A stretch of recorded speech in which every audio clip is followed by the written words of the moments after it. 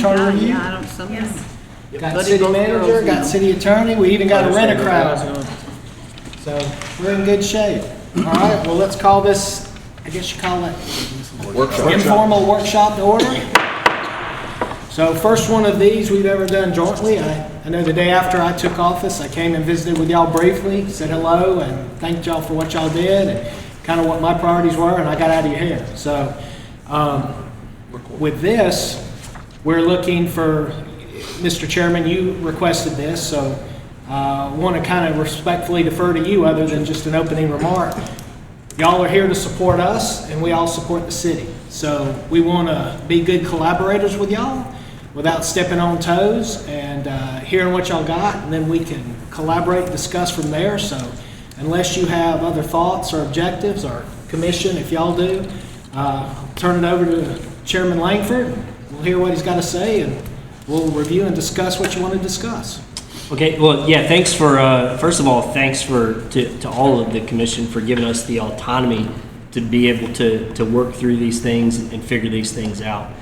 Kind of like what I discussed during the commission meeting, you know, all of these items that we're talking through, we're hyper-focused and really kind of peeling the layers of the onion back, so to speak, on each one of these topics that are coming up. So, you know, you guys don't have the ability or the to really kind of hone in and focus in a deep dive on these individual topics. And this topic is one that is a great example. So non-ad valorem assessments, so we've spent, I don't know how many meetings, at least 3, if not 4 meetings of 2 and 3 hours a meeting, going through to get to this product. We understand as a committee that this is a major, not only mentality shift, but operational shift in a mindset of how we may or may not do business going forward with non-ad valorem assessments. So we've come up with this product, and like I said, everyone had input on the committee. Once we finally got to the point, we all voted on it and said, hey, this is where we are on it. So we wanted to provide this to you all, and since it is such a complex item, during that vote, the motion was made that we wanted to vote on this and request a joint workshop, again, not to ask for answers, but to help you all work through any questions that you all may have regarding this, as the why, or how did we get to this point, or you know, how would we implement this if it were to go into effect, and you know, maybe bring up some things that we didn't think about, or if you do have questions, maybe we did go through that and we can help answer those questions. So again, thank you for the autonomy to be able to focus on these items. And I'll just kind of leave it at that. What you all have in front of you is, and I discussed this during the presentation, the ordinance and the resolution. We chose not to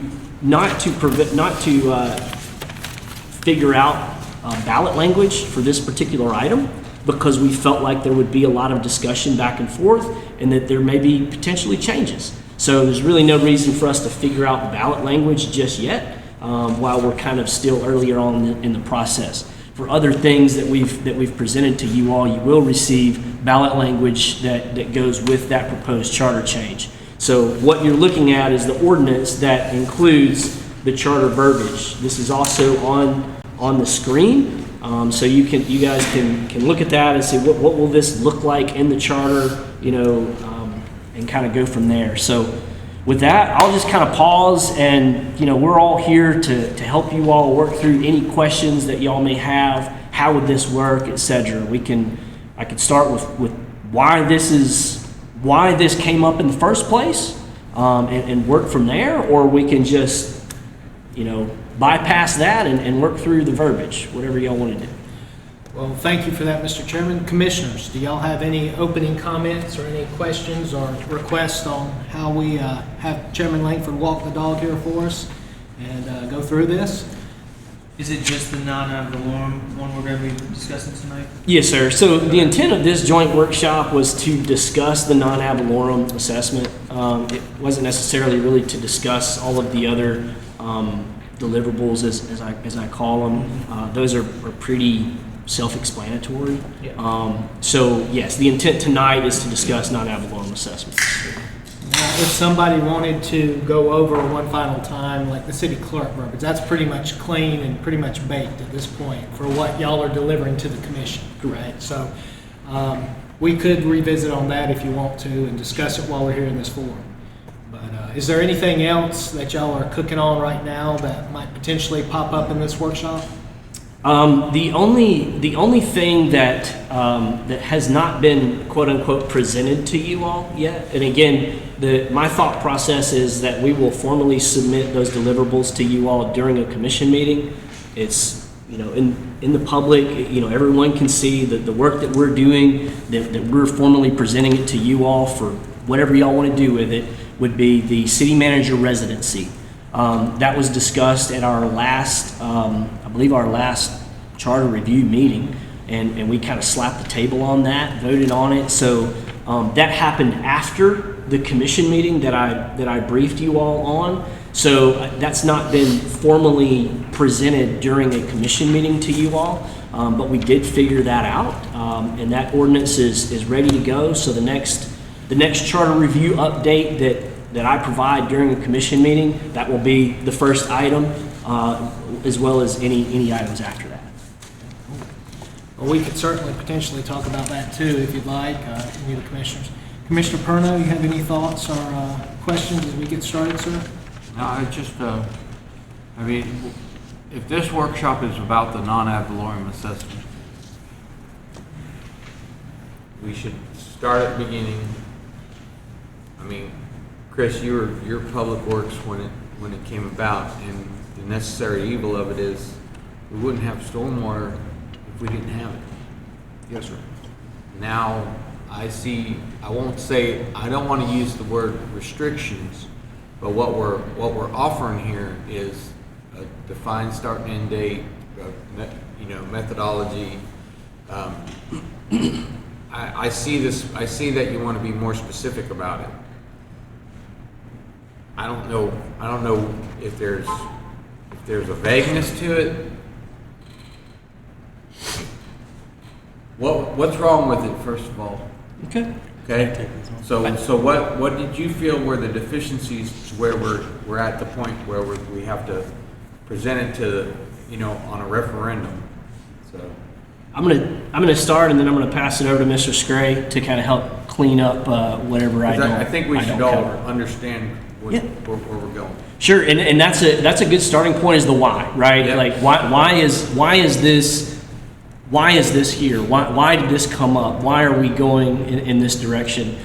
So in 2021, 22, we sat in the building across the street to discuss the first non-ad valorem assessment. And I think it was actually passed. the Garden Club. Well, I'm talking about the actual vote. Yeah, when it was voted on. Standing room only. There were people all in there from the public, right? I was one of those individuals, and at the time we had some major flooding in the city of Lynn Haven. Water was getting in houses, water was obviously in the streets, etc. Right? So there was a huge appetite to solve flooding in Lynn Haven. What I understood that was going to happen with this stormwater assessment, and maybe I was wrong, but this went on for years. What I understood with the stormwater assessment is that there were going to be major infrastructure changes within the city, and that this stormwater assessment was going to somehow help or aid or fix the flooding that was going on within the city. Okay, so I said, okay, well, hey, I'm willing to give this thing a shot. Let's try it. Let's put some serious money to this thing, and let's fix the problem that we've got with flooding in Lynn Haven. So we've went on now year after year. It's been updated and increased and so on and so forth. And stopped. Right. Well, it was never stopped. The increases were paused. Yeah, they were right? paused. The increases were paused, but we've not stopped the stormwater assessment. So to save this entire board or committee a long history lesson, I'll tell you where we are today. Okay, where we are today is the non-ad valorem assessment And first of all, this is written not to a stormwater assessment flavor. This is written to a non-ad valorem assessment. It will be applicable to any sort of non-ad valorem assessment, not just stormwater, okay? But where we are today is the non-ad valorem assessment in the city of Lynn Haven generates, and correct me if I'm wrong on these figures, $2.7 million a year under the new tiered system, okay? Out of that $2.7 million, $2 million of that goes to operational costs of the stormwater department. The remaining $700,000, of that $700,000, $600,000 of that goes to personnel, salary, cost, etc. Okay, so that leaves us with $100,000 left to put towards stormwater improvements. Okay, so I looked at that. I said, okay, well, how much do we have? And thanks to Mr. Lightfoot for providing all this, because these are questions that I had for years and needed these numbers to really kind of wrap my brain around this. So remember, we've got $100,000 left over, right, that we need to put towards quote unquote major infrastructure changes to solve the stormwater flooding issues within the city of Lynn Haven. Right now, we owe on the price tag to quote unquote fix flooding in Lynn Haven $30,625,000 in capital improvement projects. And that's between the actual projects themselves as well as design and engineering. That's the price tag that we owe, okay, to fix stormwater. So where we are right now is we are almost 100% grant reliant to fix the stormwater problem in Lynn Haven.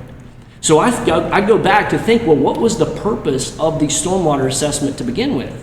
And I don't think that you would have generated the support in that initial meeting over there in that building across the street had you told the citizens of Lynn Haven, hey guys, this stormwater assessment, it's not to fix flooding, it's just to fund the stormwater department. This is not for major infrastructure upgrades, this is just to fund the department. We're taking this $8 a month that you're paying in the water bill, that's going away. We're going to do it now in a non-ad valorem assessment so we can fund a department. So Ms. Kiki has told me that the idea was never, in the stormwater assessment, was never to create major infrastructure upgrades to solve flooding. It was to fund the department.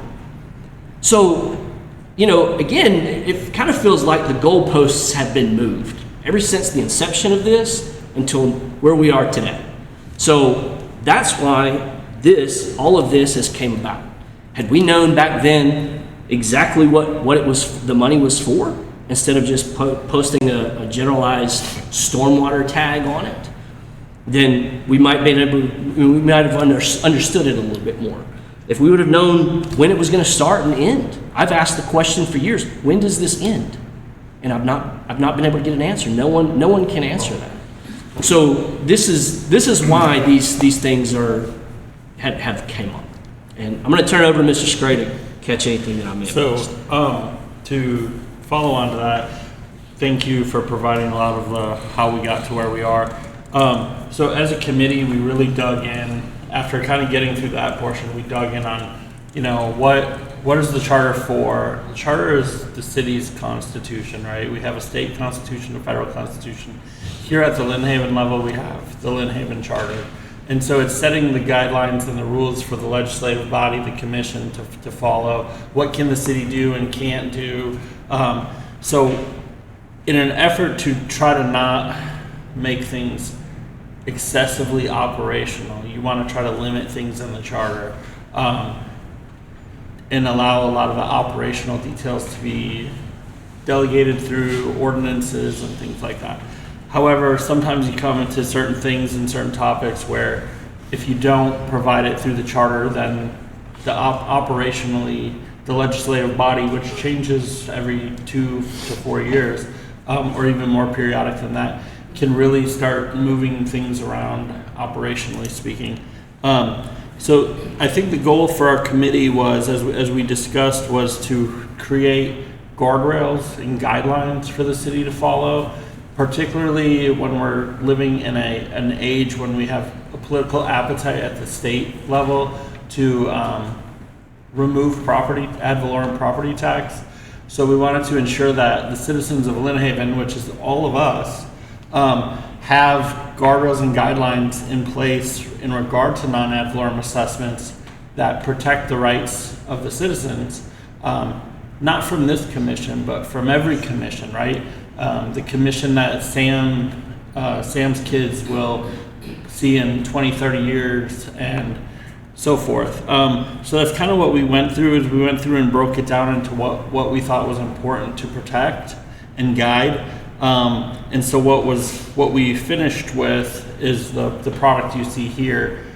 We did as a committee discuss the likelihood that there will be pieces of this that maybe want to change in order to get commission buy-in, to put it to referendum, or even to get citizen buy-in to pass it at referendum, where some things might need to be moved to the operational level and taken out of the charter. But at its core, there's the core concept is we absolutely want something in the charter that drives guardrails and guidelines for how Lynn Haven will utilize non-ad valorem assessments. For example, one thing I've continued to champion and will today even is, if you look at, for example, B1B, it says ballot language, but really that list of 7 things, to me, that's the core 7 things that every non-ad valorem assessment, regardless of how it's passed in the city of Lynn Haven, should have to include those 7 items, because those 7 items are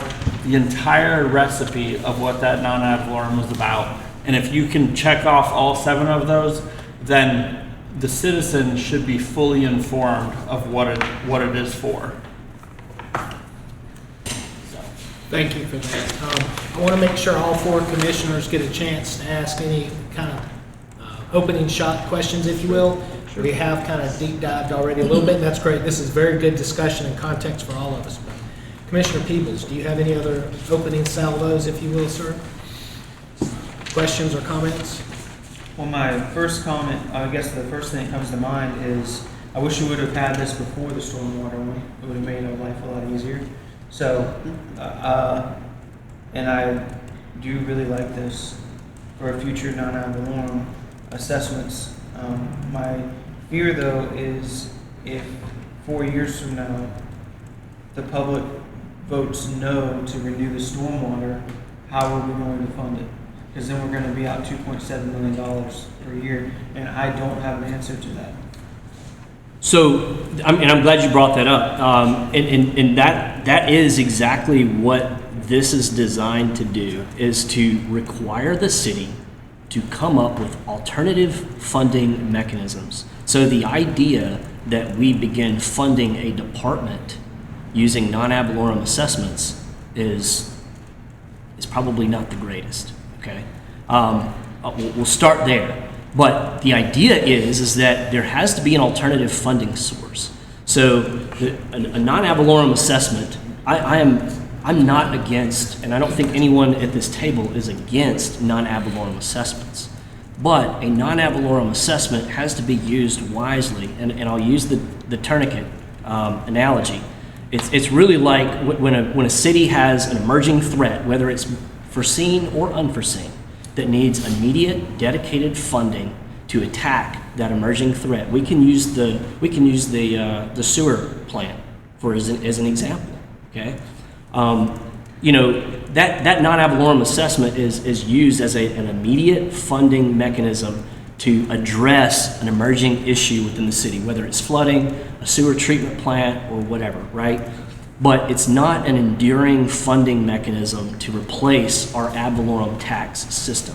So what would be smart is to have an alternative funding mechanism, just like what Mr. Warwick had presented at the last meeting, to say, hey, here's another option in order to fund stormwater if we don't go to the assessment. What does that look like? But right now, there's only one answer, and it's a non-ad valorem assessment. And that's where we're going. It's the easy button. Yeah, so to follow on to that too, Commissioner Peebles, during our meeting, I think we asked, like, if that happened, what would the city do? And correct me if I'm wrong, Chris, I think, but the immediate solution was it would go back to the utility bill, which, as we know, is a viable solution. However, it's a solution with a big gap, right? Because you're not getting all of the properties paying their share. Yeah. And that's kind of one of the driving forces of why we switched. So the alternative solution does exist. It's just, it's not a great one, so. Yeah, my thing is, it's virtually guaranteed if they vote not to do the non-ad valorem for the stormwater, that they will pay more per year. Like, that's virtually guaranteed. That being said, that's a quick way to learn that maybe we should have the non-ad valorem, you know. Right. But that would be a big headache on the city every 4 years to do that. But And I mean, that's something the commission could easily put in a referendum, for example, you know, this is what it's for, and if it fails, this is the outcome, right? It'll go back on your utility bill and everybody's gonna pay X dollars per month, and so it's like, you do this or you do this. yeah, that's fair. I would be cool with that, because the idea is that we want, when the people are, that's why I like the 7 points, because it's hard to put a bunch of stuff in a ballot question, but we gotta do our best, and you guys have done a fantastic job of that, but as much context as humanly possible, because people are gonna be shocked when they start getting charged $30 a month for stormwater, you know, when they were paying $165 a year or whatever, to whatever your tier is, you know. But that's also all of our jobs to educate people too, so. Yeah, that's just my initial thoughts on it.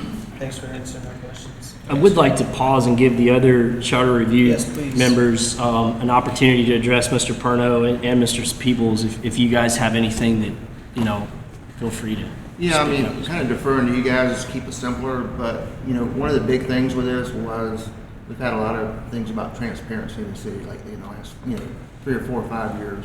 And this is part of that, guidelines and guardrails, letting the people know what's going on, give them definitive answers to where their money is going, that type of thing. And that's where we're kind of steering everything we're doing with the charter. So that's what I have. Thank I you. brought up, there was discussion about voters never voting for a tax on themselves. And being from Georgia, in 1985, the state allowed local governments to pass what was called SPLOST.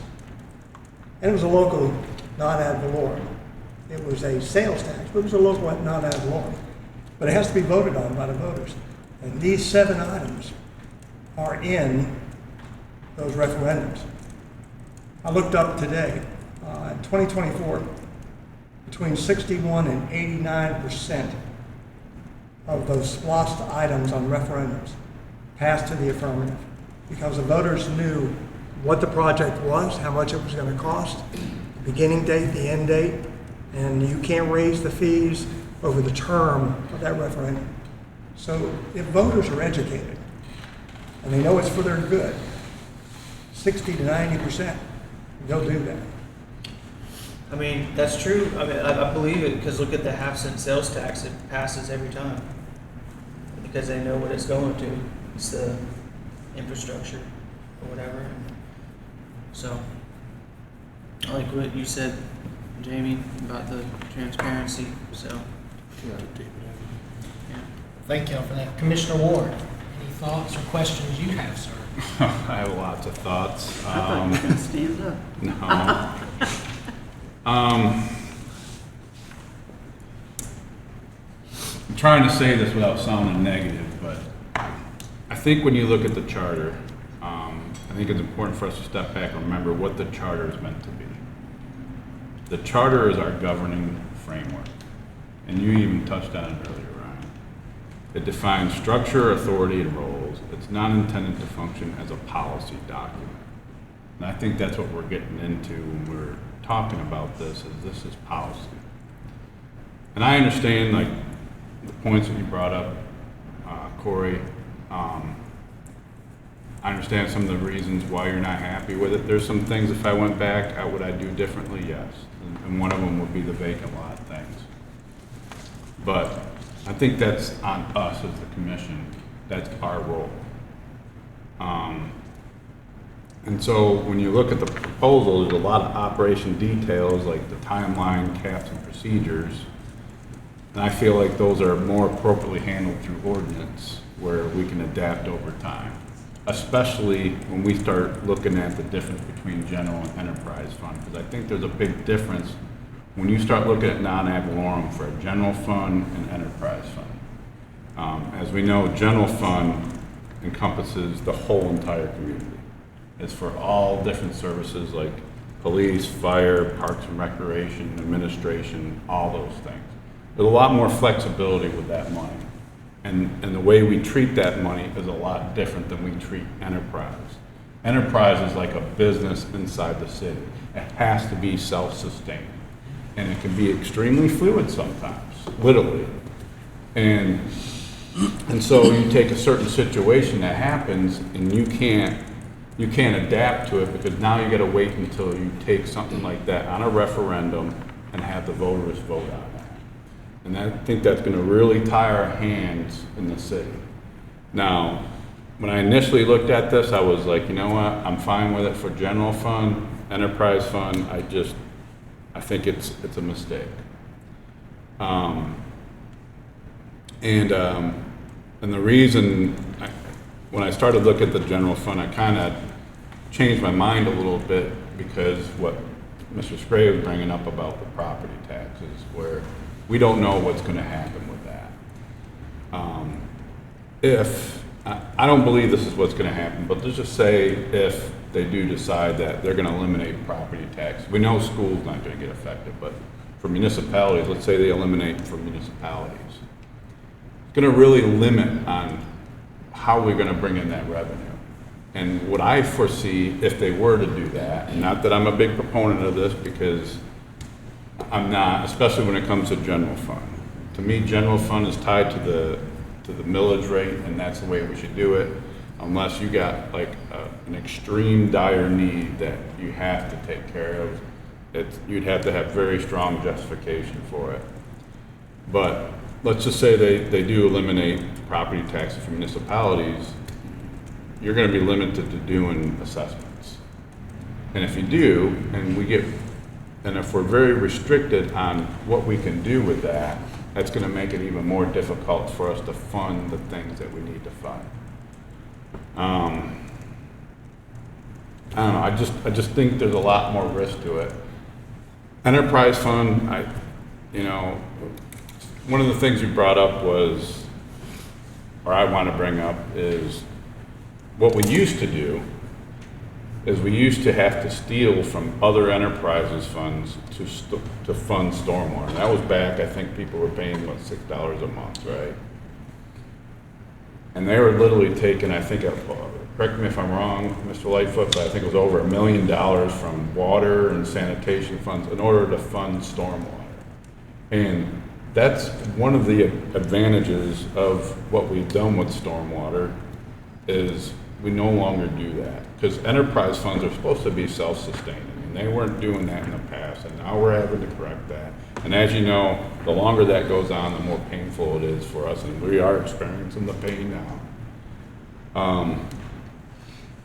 There was another point you brought up. Oh, as far as like the end of the assessment fee. This is, if it was like a special situation like you talked about with the sewer plant, I could understand where there's a start and an end date. But stormwater never ends here, and it will never end because we're a coastal community. We will always need funds for stormwater. So to answer your question as far as when does it end, it never does. Because even if you didn't do the assessment, it would always be on your utility bill, always. So I have a lot of concerns with this.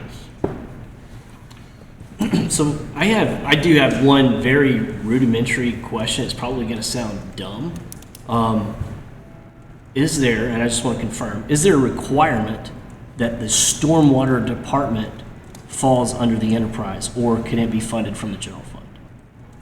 I don't think there's a requirement for that, but you would want it under the enterprise fund to make the revenue.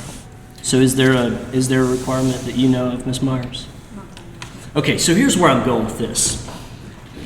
Water, trash, and sewer are all quantifiable. You can quantify how many gallons of water that I use every month. I can quantify how many trash cans that I have at my house every month. I can quantify how many gallons of liquids or solids that I'm putting into the sewer system. I cannot quantify how much my property is or is not putting into the stormwater system of Lynn Haven. So I want to start really from a genesis of thinking about funding a stormwater department through an enterprise fund that's non-quantifiable. So here's where I'm going with this. We're always going to need a police department, right? Why do we not fund the police department out of a non-ad valorem assessment? There's departments within a city that we are always going to have. But what we have here by having stormwater and funding the stormwater department out of an enterprise fund that, like you said, is designed as a business, I think it's inadequate because you can't quantifiably charge a customer based on their usage of said system, number one. Number two, stormwater should not be a money-making adventure for the city. And I think Mr. Lightfoot would probably attest that we're not making money off of stormwater.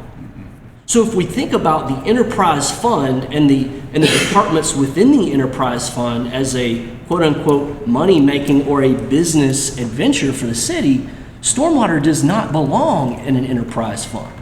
So that's kind of my thoughts on the surface about why do we have stormwater associated with these other quantifiable items that we're paying for each month. I think we've got something here that doesn't look like the others, number one. Number two is you mentioned the state looking at removing the ad valorem taxes, okay? And I'm glad this came up because this came up in our meeting as well. Let's say, for example, that it does go on the ballot in the state of Florida, and the voters of the state of Florida say that we do not want to pay ad valorem taxes anymore. What that's going to do, like you said, it's going to create a vacuum for cities to run towards the assessment, the non-ad valorem assessment process. And this is what frustrates me, that all of this right here should be being discussed in Tallahassee. It should not be being discussed in the city of Lynn Haven. Okay? So how do we say, do you know what happens if I just choose not to pay my non-ad valorem assessment? You know what happens? A lien goes on my home, my property. You know what happens if I choose not to pay my ad valorem taxes? The exact same thing. Mm-hmm. So if the voters of Florida says we don't want a lien on our home and have to pay taxes on a property that we own in Florida for the rest of our lives, why would we mirror that process with something called a non-ad valorem assessment? So if the voters say we don't want an ad valorem assessment, we don't want to pay taxes for the rest of our lives, why would we create a vacuum with no guardrails and no guidelines in which it's going to become a vacuum for cities to create funding from? So that's kind of my response to those mentalities. I'll say this: I know we went up to Tallahassee. Was it back in January? Late January. And this topic actually came up. I mean, obviously we were there trying to push appropriations for the city and make face with the representative, but this conversation came up. You guys can chime in and say whatever, but that was one of the things we were asking, like, what's this going to look like for us? And they don't know. They don't know yet, and we don't know yet, and that's the struggle, is we don't know what it's going to look like in the future. But the assessment thing did come up when we talked to these senators and representatives, that you might see more of that. And not that I'm a proponent of it, I'm not. Especially with general fund. To me, general fund's tied to the millage rate, and if you can't get it taken care of with a millage rate, then you really need to look deep into that, unless it's like a special case. You know, I'd like to use the sewer plant, but that's an enterprise fund. But if you take a situation like that with general fund, then I could see something like that. But it would have to be very few and far between. Like Panama City, they have a fire assessment. I don't understand why they have a fire assessment, because that's tied to the ad valorem. So rather than being reactive as a city and a community, couple things. First is, fire assessments are actually something that the state did define, right? And that is written in And legislation. I think the reason they defined it was general fund. And so using that as a part of a guideline, you know, a city like ours can, instead of being reactive, be proactive and say, we're not going to wait for a bunch of legislators who go up to Tallahassee, once or twice a year for a block of time to get their act together and figure stuff out for the whole state. Let's focus here on Lynn Haven. And the main thing I heard from you, Commissioner Warwick, is that you're worried about things slowing the city down and getting past that referendum. I mean, that is one big part of this proposal, but it's not the only part of this proposal. The core of this proposal is not get things past that referendum. That's one piece of it that was introduced by one member. Although we all agreed to put it in there, it was introduced by one member, and it's not the whole of the proposal. So there's still a lot of guardrails and guidelines that can be looked at and preserved. Like if the you increase of it, I get that. But- Right. And it ties into the growth of the city. Yeah, But I know. I see your point about operationally, but the concern is that some things need to be in the charter, just because if you leave it for a legislative body to do, they may never do it. Example, how many years have I been talking about zoning? You know, how many more years would I need the commission to wait, and whether it's you five or a different I five could give you a people? bunch of examples of things that I've Right, brought up. but that haven't been taken. if we can at least bring this to the voters and say, hey, do you want the city to be imposed to have some guidelines on how they'll inform you on how non-ad valorems are gonna work in the city? Even if it's the commission's decision to pass them, but hey, before the commission can pass it, they have to do X, Y, Z, right? That's the stuff that we can capture in the charter that protects our citizens. Is there any other members of the Charter Review Committee that want to chime in to Mr. Ward's comments? Yeah. Well, Commissioner Tender, last but certainly not least, ma'am, I want to give you the same opportunity. Any questions or thoughts you have as we kind of open salvo here, but it's facilitating a good discussion, and I appreciate your patience. So, ma'am, your thoughts? I got patience. Well, I remember back when Corey first started talking about his vacant lot. I knew then instinctively something was wrong. That didn't make sense to me. Here you have an empty lot and you're being, charged and all that. I still am working with a resident who will not take no for an answer. She comes to see me, we sit down, we say the same things every month. But the truth is, I have no answer for her. Chris I've passed it on to him, he has no answer for her when it comes to this assessment thing. And I'm just rambling at numbers, but it's this ridiculous. She lives in a 400 square foot home. She's being assessed more than thank God. She's being assessed more for the neighbor who lives in 3,000 square foot home. I mean, there's just things that we have to protect our residents with. I don't know that this document, I don't know that the charter is the place. Yeah, I don't know if the charter is the place, but I know there are some old timers, and I give it to their age because they've been around a long time, that hate to see the charter change, period. And I've really never sat down and gotten into a conversation with, okay, so tell me why and all that kind of thing. I think part of the issue, even like in the last election when we were going for whatever it was we were voting on, people didn't understand what they were voting on, period. It wasn't clear. It was not clear. And I Talking think about the zoning? yes, issue? yeah. And I don't think it was clear, and I think that's something we owe the residents. But I don't know that the charter is the place. And that bottom line, that's just my real thoughts. Nothing magnificent, I just don't know that the charter, how long has this charter been in effect? Forever. Ever. Well, I mean, I know when I look at the charter, I look at certain things and I I kind of asked the question of why is it written that this way, right? Like, for instance, I know they're talking about the city manager living in the city. Well, that used to be the way things were done back in the older days, but that role has changed over the years. Right. It's become a lot more specialized, so it opens the pool of more people. And so as time changes, those changes take place. And you can Right. tell by looking at our charter, those changes have not taken place. Right, and you can't park your horse out in front of your business, Well, and all those are kinds of ordinances, things like but, that yeah. in the charter that don't belong there. I haven't brought my horse to work ever, Never? never. No, I appreciate your comments, Ms. Tinder, and, you know, does it or does it not belong in the charter? You know, I think we could debate that all night. I think Mr. Scray's brought up some good points, and One more thing real quick for her. we'll switch out, we'll hand it over to Mr. Scray here in just a moment to address some of those things. But, you know, Section 6, the title of Section 6 in our current charter as it is today is powers vested in commission, designing manner of exercise, abandoned property, and payment of ad valorem taxes.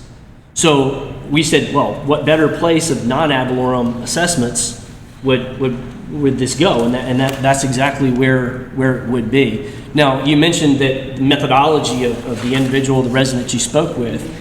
I 100% do not believe that we should be getting into methodologies of non-ad valorem assessments in this charter. That's at the granular level that we should not be in the charter. But this charter, what we've come up with are overarching, applicable to multiple assessments. These are not on a very granular level to get into methodologies of non-ad valorem assessments, whether it's stormwater or whether it's building sidewalks within the cities or purchasing slides for parks. We're trying to keep this verbiage at a very broad level, but again, put those guardrails that the city must operate under when implementing a non-ad valorem assessment. And, you know, ad valorem taxes, millage rates, you know, those things keep coming up. And right now, you all have an extremely defined process when you want to increase the millage rate. Right now, there is no process, there is no restriction on how much our non-ad valorem assessment that we have in Lynn Haven can increase year by year. It can increase See, that's 200. wrong. I'm sorry. No, go ahead. That's wrong, in my opinion. It should have a number attached to it and how long it will last. So, and Instead this of is, just leaving it wide open. yes, ma'am, and that's what this is all contained here. And all we did was we mirrored the fire assessment. So the state of Florida, in all their infinite wisdom, said, well, we're going to set guidelines for increasing year by year a fire assessment. But a non-ad valorem assessment, you guys increase it however much you want. I think mine increased for my vacant property 75% last year. And I think that goes back to my point before about how a non-ad valorem general fund is a lot different than a non-ad valorem enterprise fund. So I'm more of a proponent of using it for the general fund, but I'm not a proponent for using the enterprise fund. Because as we know, the enterprise funds, they do a lot more of this. Where the general fund, you're talking, it's a lot bigger, and so you have a lot more flexibility on, okay, we don't need money here, and you can move it over here to fund this other thing that you need funding, that's short on funding. Do you think We also talked, Commissioner Tinder, we also talked last week about, with Mr. Switzer, a separate proposal that's coming up, but we talked about getting small wins as we go. You know, so this proposal is something where, as you said, the charter's been around for what, 100 years, it's not been updated since our last committee, but before that, I don't even know when.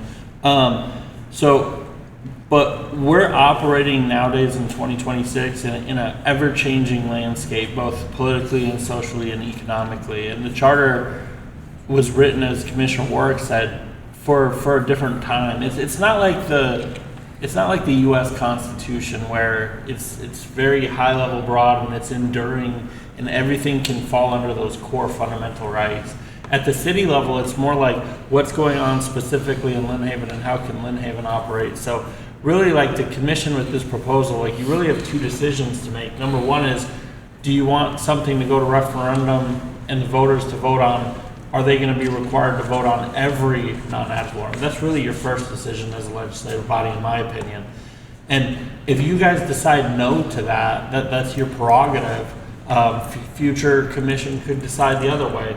But the second decision you have to make is, do you want to leave the charter without any guardrails and guidelines for future commissions to follow and the city to follow? And that's where I think 80% of this proposal is focused on that guardrails and guidelines. And like Mr. Langford said, it's not how will you do this one specific methodology for this one specific non-ad valorem. Like, for example, our example referendum statement was for sidewalks because that was just the flavor of the day when we were talking about it.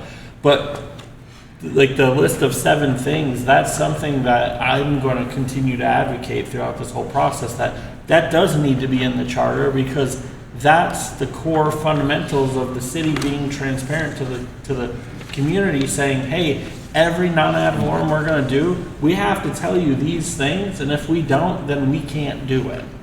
So are we gonna put in guardrails on water and sewer rates and sanitation and things like that too, or? Because again, it's enterprise fund. Enterprise fund is a lot different than general fund. So, That's- yeah, I'm glad you brought that up, because I think that one thing we need to figure out at first, does the funding of the stormwater department belong in the enterprise fund? I've done a lot of research on, I don't think I've ever seen the general fund. I'm not saying that it's not an option, but I mean, have you ever seen that? Have To you my ever heard of it? understanding, most stormwater departments are enterprise funds, and Have you ever seen it in the general fund? I don't know if I've ever. not offhand. no. But to the chairman's point, how do you quantify that, right? I mean, fair share based on population and, but how do you quantify otherwise? Just like police and fire, it's an operational cost, right? Versus a business cost. So this bear is different if we look at these across Jellystone Park, right? One bear is not like the others. It doesn't make it necessarily right or wrong, but it gives us a context. I'd never honestly thought about that before, Mr. Chairman, in that context. But it makes a hell of a lot of sense to an old Florida country boy like me. It's something we can seriously look at. One other thing I'd like to say is I really, really like this 1B1, the 7 criteria. To Commissioner Warwick's point, which I fully appreciate, we don't know what's going to happen with the state and with ad valorem. But to your point, regardless of whether, and I understand the hesitation of tying our hands if ad valorem taxes go away. Completely get that. But if we write into the charter, one way or the other, before the Lynn Haven City Commission can approve a new non-ad valorem, these 7 criteria have to be developed and at least presented to the public in some form. To the chairman's point, with a defined start and end date, what the monies will specifically be used for, at what rate for this 4-year period, right? That is open kimono, truth in advertising. And to Mr. Marler's point, that is 100% transparency. We're telling you what we're going to have to do while we're having to do it. And we all, and to use a Marine term actually, embrace the suck together, right? And work through it. So regardless of the rest of this, these 7 criteria I think are great. Because I think we as citizens, we as taxpayers, we as neighbors deserve that. Now, where we go from that, with the uncharted times we may be in here in a few months, remains to be seen. But this is very, very honorable, transparent, good work you 5 did. And I want to seriously thank you for it. This is a great context. I think our communities deserve this before we tax them. However that mechanism happens with a referendum or a city commission vote or whatever, we deserve to tell them this for anything, not just water. Even though stormwater was the genesis for us talking about all this, it's the gator closest to the boat right now, right? So thank you for that. The only way to quantify stormwater, by the way, is hydrological study, right, Chris? You can do a hydrological study on a property and determine how much percentage of the stormwater is leaving your property. The costs on that are so absurd that it's not attainable by your average citizen, and your businesses would balk at you wanting to require that or something. So it's Is it quantifiable? Yes. Is it realistic to try to quantify it? Not really. So impervious square footage has nothing to do. It is a mechanism you can use to measure. It's one item in a whole algebraic equation. I can tell you that we have failed miserably within the city of charging people based on quote-unquote quantifiable impervious square footage. Case in point, I've been paying more for dirt than I do for a home, a driveway, a pool deck, etc. So, however we decide to quantify it, what has been happening from 2021 until now has failed. But we're covered by, for example, in that list of 7 things, number 2 is that item. How the commission, even if the commission's passing the non-ad valorem themselves, will have to explain the methodology.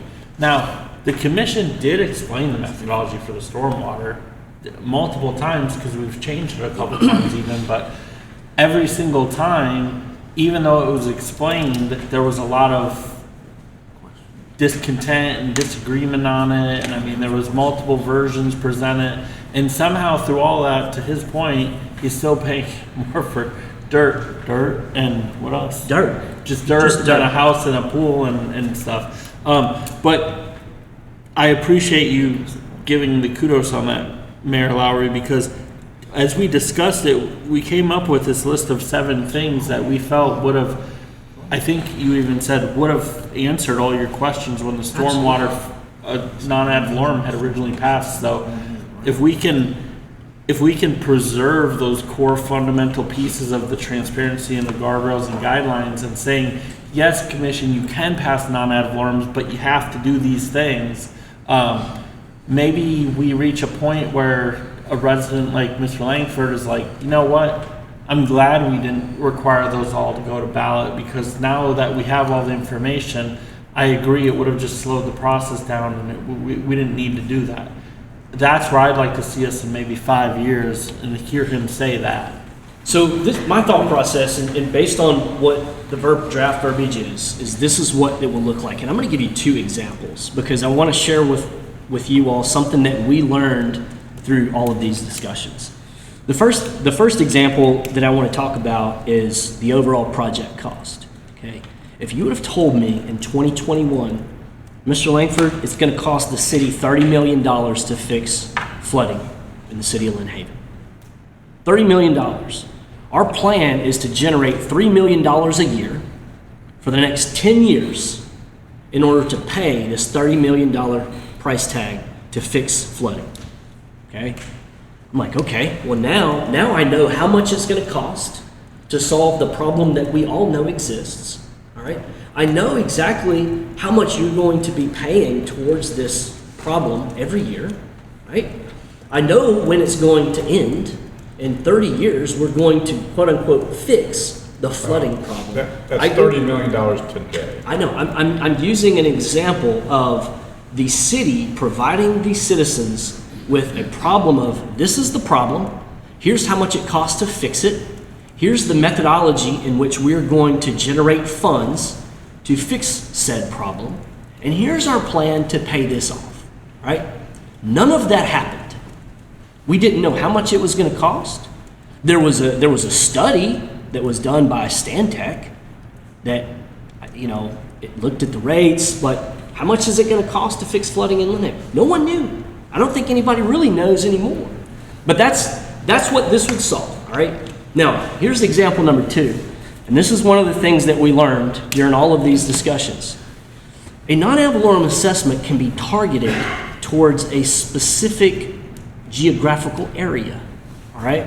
So use the, is it Mill Bayou and the lights, the street lights, okay? We're just gonna use that as an example. Mill Bayou wanted the city of Lynn Haven to put these street lights in the city, in their neighborhood, etc.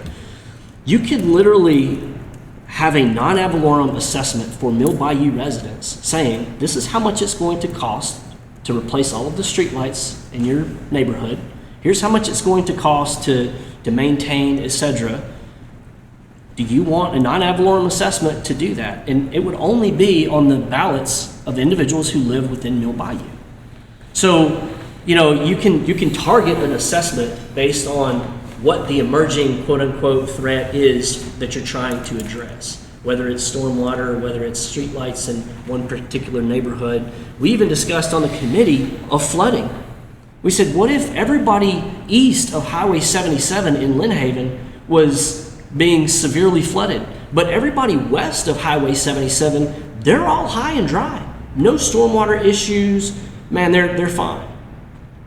Would it be more appropriate to have a non-ad valorem assessment for everyone east of Highway 77 to address stormwater issues versus the entire city? I mean, we could get into the methodologies of who should pay and who shouldn't or whatever all night long, right? But that's not what's going to go in the charter. What's Right. going to go in the charter is just that you have to share your methodology as one of the 7 items.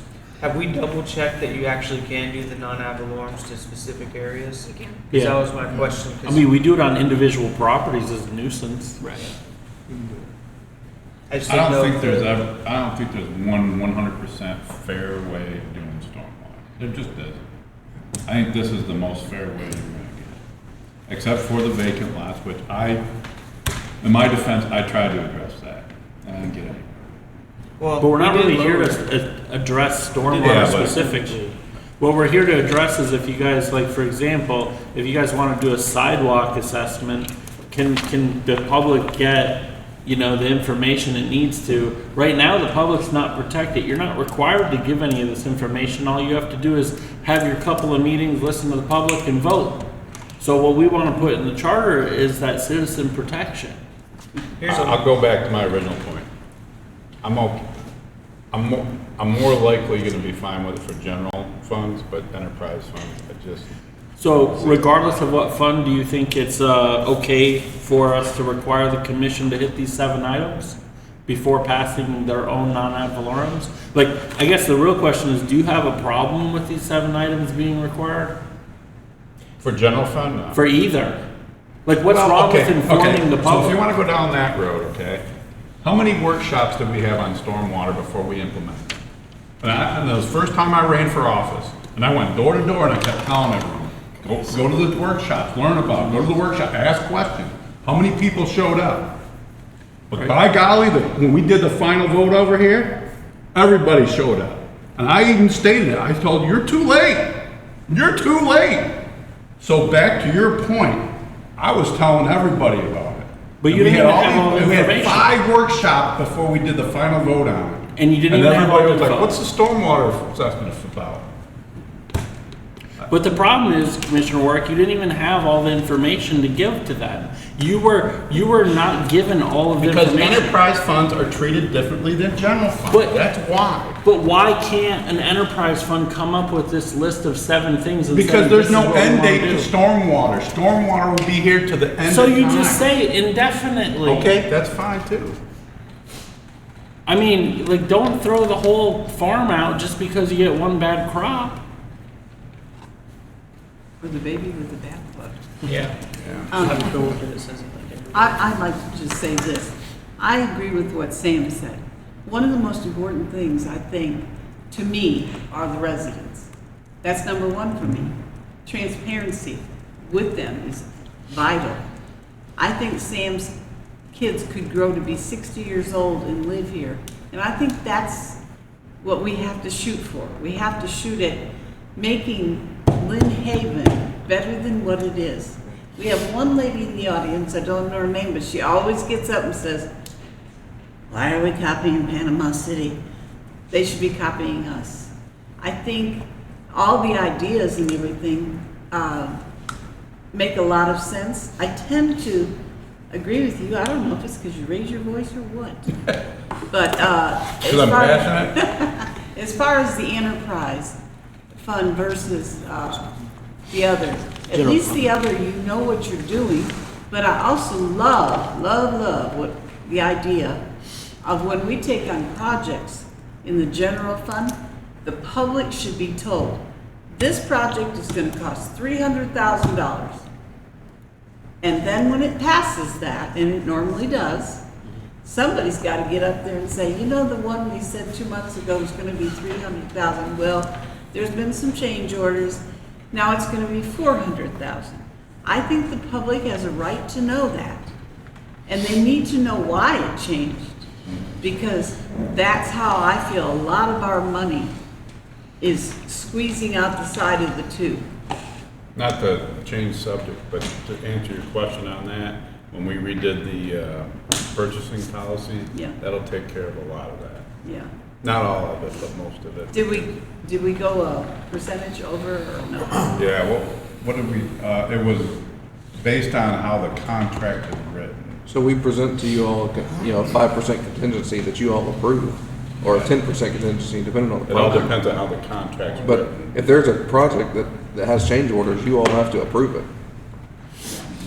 So one other thing in funding, Commissioner Warren talked about this. In late January, I'd been in office all of 6 days when I went up there, talk about a rookie, and sat with these great gentlemen. And one thing that when we talked with leaders on both sides of the aisle, from North Florida, Central Florida, and South Florida, they all talked about something that we don't really have here in North Florida. But if ad valorem goes away, it may be a thing across most of Florida, and it's called user fees. And apparently South Florida is riddled with them. So if you can't fund through ad valorem, how do you fund your police and your fire? You fund through user fees. Those aren't things we have. But if we were to do this as written right now and proverbially handcuff ourselves to the will of the people, now, I think we owe it to them regardless of whether or not there is a referendum approval or not. We owe them this. This is what your tax dollars are going to for the next X number of years. If you don't do the ad valorem or the non-ad valorem, the only other even possible equation piece that I know of in the state right now are user fees. That's how you could fund fire and rescue, stormwater, core functions that are never going to go away, right? Don't know, it could be a whole new world depending on what the legislature and the governor comes up with and then what people vote on. Ironically, some of the best polling companies in the state have run polling in the last month asking citizens, and they were pretty darn accurate when it came to like the marijuana amendment and the last election cycle where it got voted down. They were pretty much right on point with that. So they came back, and when the citizens basically found out that they were going to be voting for this, but you're robbing Peter to pay Paul, it's still costing you, but now it's going to cost out of this other pot. Only like 53% of voters actually still supported the amendment.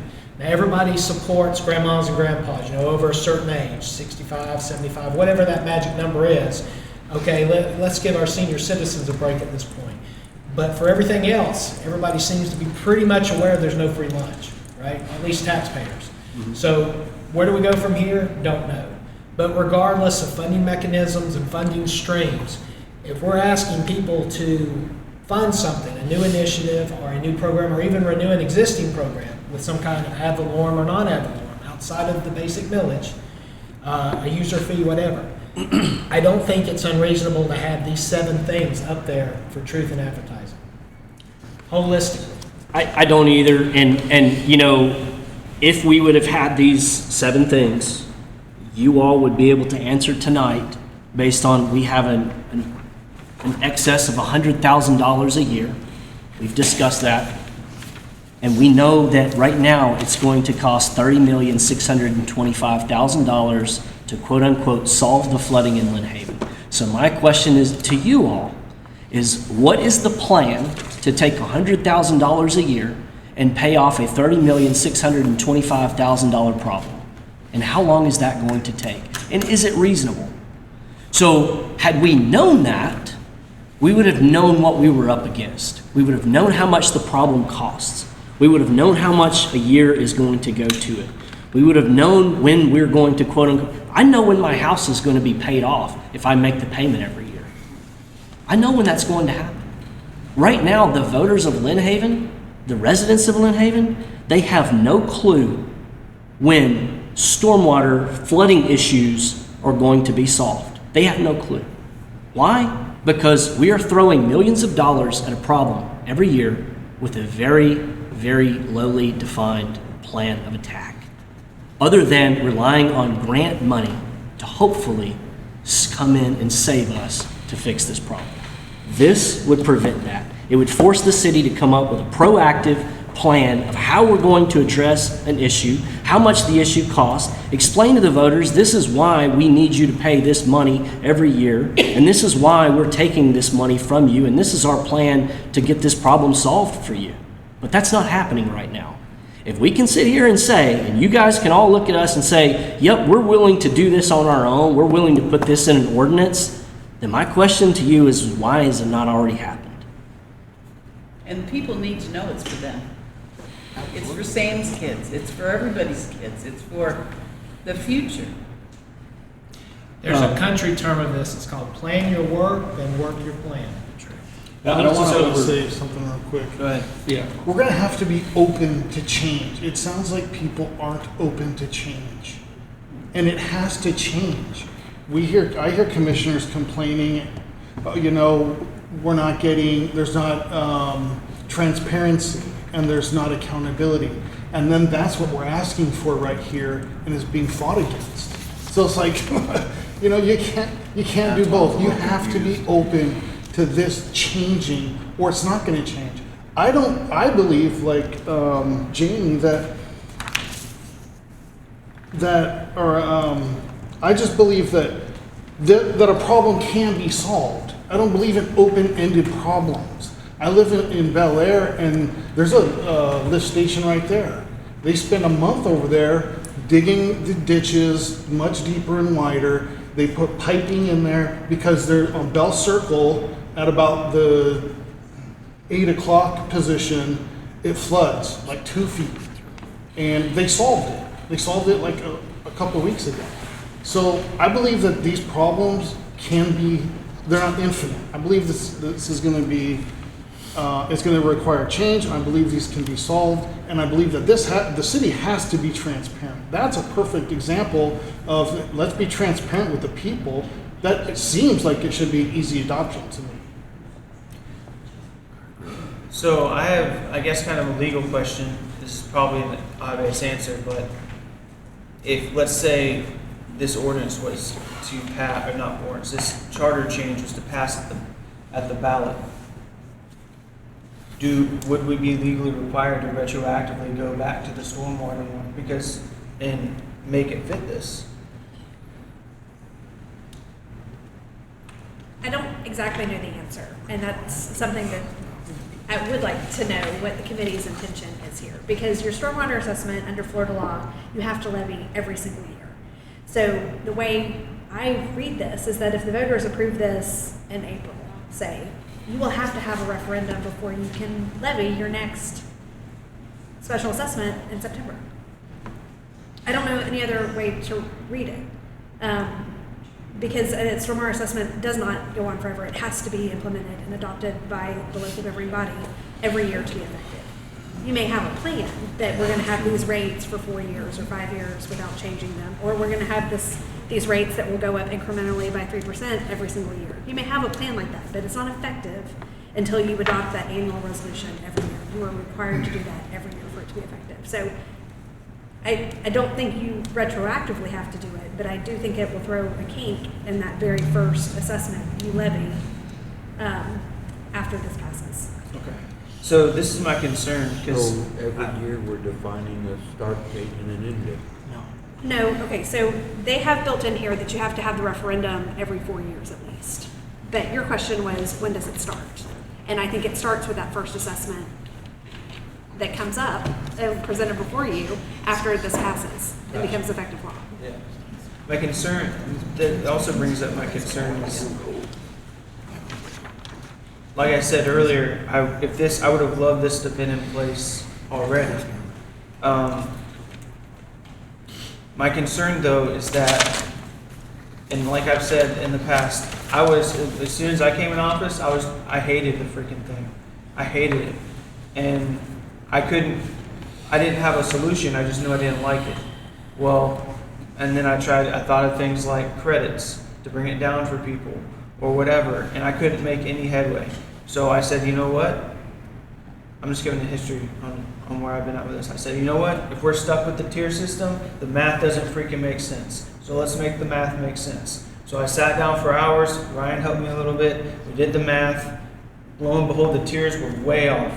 And that's why we had the change. We had Stantec come back in, they confirmed what I found, that the tier system, the money was wrong. And I know that your property tax, your non-ag one went up on your vacant properties. I do want to reiterate publicly that me and Jamie both fought for when they advised Stantec to raise the vacant property up higher. We said absolutely not. So we did fight for that a little bit. I wish we could have done more. I do not like the non-ag stormwater. That being said, the city for the past, since 2022 is when whenever it came into effect, they now function under, this is how we fund stormwater. So it's gonna be a massive burden to shift from this is how we fund this to overnight. All right, well, we gotta start from scratch. Like, if this was like, we don't have a way to fund stormwater, I would be like 10 out of 10 times absolutely. But if the voters vote to take this away without having the knowledge of what they're really doing, because the reality is it has to be funded. So the option is either you keep this or you pay more money on your utility bill every month. They're gonna be mad either way. They will know what they're doing, which is why I like the 7 bullets.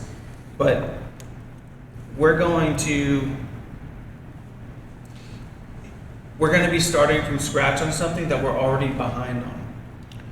Yeah, so Pat asked the question about would you have to approve the date and duration and everything every year. So if you focus on the appetite that I've gotten from the commission tonight is a hesitancy to have the referendum approval required.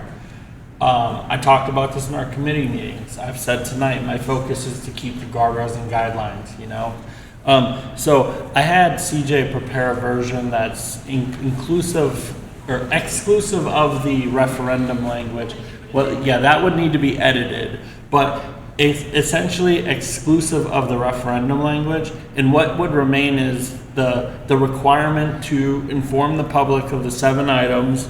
You would have the limitation on the annual increases that Ms. Myers already mentioned, which, by the way, is the exact language out of the state fire assessment thing. And then also a whole section, which is section C, which talks about how the city can manage and utilize the funds and compliance and oversight requirements. To me, and to what Commissioner Warwick said earlier, this is the meat and potatoes of what really belongs in the charter, based on what he said. So I asked her to prepare this to kind of show you guys what that would look like without the voter referendum portion. And this is what would remain, which is, in my opinion, the guardrails and guidelines that the citizens deserve. Whether you want them to vote on every referendum or you want to leave through the charter, leave that decision still up to this commission and future commissions, there's still structure in place to protect the citizens and keep them informed. So while we're removing stuff from what was already voted on and sent to you all, I'm going to add back, because the discussion point on the committee was if you're willing to, if you want to put it on the voter, then we need to fund both programs and departments, or projects and departments. Okay, and to your point, the reason that we're in the position that we're in right now is because we are funding a department with a non-ad valorem assessment. We are not funding a project. So if we want to take the voter referendum off, the charter review, the charter change, the proposed charter change, I'm okay with that. But here's what we're going to add in. We're going to add in that a non-ad valorem assessment can only fund a project. It cannot fund departments and personnel. I'm frankly okay with that. And honestly, separate of you saying that, as we wrapped up here tonight, when we get ready to walk away, shake hands and move our separate directions, I wanted to ask Mr. Lightfoot, how do we need to seriously look at that very point of treating stormwater department, just like we would fire department or police department or any ordinance department, how do we treat them not like a special business, but more like an operational department? And what would the cost be different-wise? How would that impact our millage rate? It would significantly increase. Understood. But we need to walk the dog on those numbers. I mean, because the citizens... Well, the numbers wouldn't change. We have the numbers, what it takes to run the department. Okay. So it's just, if it takes $2.5 million a year to run the department, you've got to take in another $2.5 million a year in millage. So either way, the citizens are going to be paying that, let's just say, $350. My stormwater non-ad valorem this year, past year was $350. Went up from $175 to $350. If I'm going to be paying $350 extra bucks a year for the greater good of Lynn Haven, am I paying it through the millage rate, or am I paying it through a non-ad valorem, or am I paying it through 26 extra bucks on my water bill a month? You know, whatever that is. There are different avenues for us to get that same said funding to pay and operate that department, right?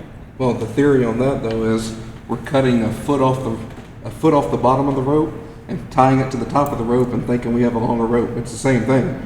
We're still collecting the same amount of taxes on your tax bill. It's now, instead of a non-ad valorem, we're adding it to the ad valorem. So what's the difference? But is it a more clean and distinct long-term? No, because the next commission can say, hey, we're taking in this much on the ad valorem, we're gonna take this away from stormwater, and we wanna put all our money in the fire department, or all our money in the police department, or all our money in the parks department, Well, and it's not dedicated to the stormwater department anymore.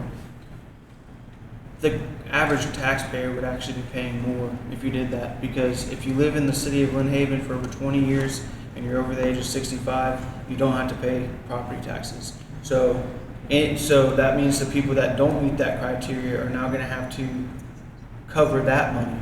Can you rephrase that? Because they do pay, it's just they're assessed differently. No, they're exempt from property taxes. So I'm pretty sure we have some that are paying property. What is the difference? If your income is below a certain amount, you don't pay. Okay. If it's above a certain amount, you And still if the pay. price of the house is, Right, that's what it is. Okay, it's got it. the value of your property. Right. And it's not just them, it's 100% disabled veterans, it's widows of first Yeah, like I don't responders killed in the pay line of anything duty. except Right. stormwater. There's a small handful of different individuals that qualify for that homestead exemption you're talking about. I get a free garbage can. But- So it's something I seriously want to look at. How do we operationalize stormwater long-term organization? And it may not be a fix that we can do today, tomorrow, next week. It may not be, and thank y'all, seriously, Mr. and Mrs. Bashir, until we know what the state's going to do. But long-term, if we're going to treat stormwater like an operational department, then we need to fund it like an operational department. Correct. That is an honest-to-God fair point. You know, just like this, regardless of handcuffing mechanisms, because I totally get where everybody's at as far as that we don't want to handcuff ourselves, and then that's the only avenue we have to fund in this brave new world, right? Assuming that the amendment all passed. What I do like, and it seems like everybody on the commission I've heard is pretty good with these 7 criteria, regardless of how we have to do this. Before we move forward with some said new taxation or new funding stream of some sort, we're asking our citizens to pay, including ourselves. We share these 7 things. We have planned our work. This is how we're working the plan. And here's how we need said extra funds from you and every other citizen to make this work, right? I think we can get to some violent agreement on that. Maybe it's not in a referendum. Maybe it's in a formal letter that we have to send out, some type of legal notice to every resident in Lynn Haven. And maybe we have to put it on the public webpage, and maybe we have to share it, in a public commission meeting, or make hard copies available in 5 places across the city or something. I don't know. But there are ways we could share, and reshare these 7 basic informations, and at least give our citizens an opportunity to be aware, read it, see it, hear about it. Whether or not they do, it's on them at that point, right? Yeah. But there's an old saying, if you communicate, you over-communicate, and then you re-over-communicate, and you feel like you're exhausted communicating this, you might have just gotten where you need to be, right? So Is that's there- the sentiment behind this. Is there an appetite for it's item 3B3, the limitation on annual increases to match the fire assessment with the restriction? Is there an appetite on the commission for that to be included? I'm wondering. I'm always for 3% because that's national average of inflation. Seems like it's been going there, yeah. Yeah. I know that staff's not gonna like that because there was years. Which that it's not didn't- 3%, it's actually just matching the methodology of the fire assessment, so the actual percentage could change. This Right. year it's closer to 7%. Yeah, Okay. but is there an appetite for keeping that in what you guys may consider moving forward with? I think some reasonable sustained growth, it's only fair and logical. But again, it's all comes back to, What is it for this year? I mean, it's set in motion on a 5-year, it's tearing up, right? Yeah, I mean, I don't remember what the Percentage. percentage was this year, but in that defense, if I may, if we handcuff ourselves with this and we have a box culvert collapse and all of a sudden we need to take in $2.5 million next year, increase the non-ad valorem for a $2.5 million project because we had a box culvert collapse and we have a road shut down. If you put this in there, you've handcuffed us, and now how do we take in the money? you're talking about if we do the referendum. Assessment. Is there not is that not what the half-cent sales tax is for? What if For we had emergencies? What if we had half-cent projects planned out, and we had spent that money on paving roads or putting new water lines in, and we had depleted the half-cent, and we had an emergency come in on a box culvert collapse? So- You do these 7 items on a 1-year non-ad valorem assessment for the 2 million or whatever you want for that 1 year. Can you have multiple non-ad valorem for stormwater? No, I think the better mechanism is if for any reason you have to exceed this limitation, then you take it to referendum. There you go. And that was identified in here, is that we're not saying that you can exceed it. But if you have to exceed it because you have an emergency, you don't have any other funding sources, at that point you take it to referendum and get the voters' approval. So 3B covers that. Any proposed increase exceeding this limitation shall be deemed invalid unless separately approved by the qualified electors in a referendum. So if what he's saying happens, which we can play the what if. What if a truck comes through and rips up, 90% of our city streets through an accident? There are things that we could say that would happen that would cause an emergency funding for whatever that is.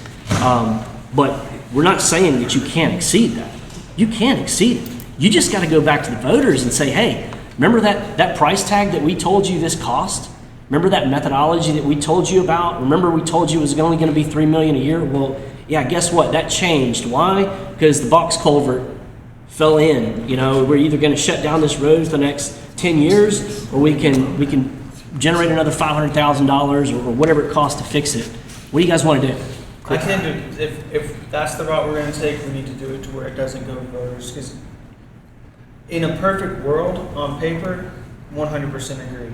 But the reality is, it's anytime we have to do an election, it's gonna cost us $15,000 to $20,000 just to have an election. Yeah, That in we all have to honesty, budget for. when I had her do this, I forgot to have her take that. Corey doesn't like to hear that, but I'm trying to get a victory here at some level for the citizens. Yeah. And if going to the referendum is not the right answer for this commission, I don't want all this effort to be lost because you guys are afraid of the referendum part. What I want to see is that these guardrails and guidelines put in place. Now, if an emergency arises, well, guess what? You got 5 people on a commission, you got a city full of people, figure it out. Find a way. We already find ways to do stuff. It's not, The general fund, you could do that. yeah. And if it's, if for example, you're worried about the limitations of the increases, then focus your discussion on what you guys actually said to referendum on that. That's something that you guys could put good work in on and figure out, do we want to include this or do we want to change it or, at all, so. Can I say anything? Mayor? I don't know what Mr. Bashir. You can come to the podium if you want.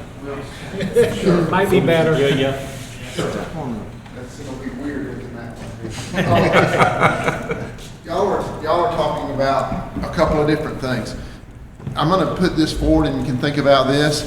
I would say instead of having a referendum on every special assessment that you're gonna have, or non-ad valorem assessment you're gonna have, I wrote this down. Any non-ad valorem assessment or combination of non-ad valorem assessments that exceeds a certain percentage of the yearly city proposed budget or actual budget has to be approved via a referendum. That gives you some leeway to have some special assessments and communicate with the citizens on how you're going to do it. But on the lower breaks, the lower ones. But if you get above a certain amount on special assessments, I do think the citizens need to be able to say no. And that's what I think. You know, if you've got a special assessment for a fire truck, it's $1 million, it's something you got to have. I think that's probably acceptable. But if you're going to do a special assessment for $10 million, that's probably not. It's something the citizens need to vote on. So once your assessments exceed a certain point, then go to referendum to get it approved. And if you've approved a fire truck and now you're going to approve 2 more fire trucks and it exceeds that amount that you've said of the budget, the last one you've got to take to a referendum. It kind of ties your hands a little bit and keeps those numbers somewhat manageable.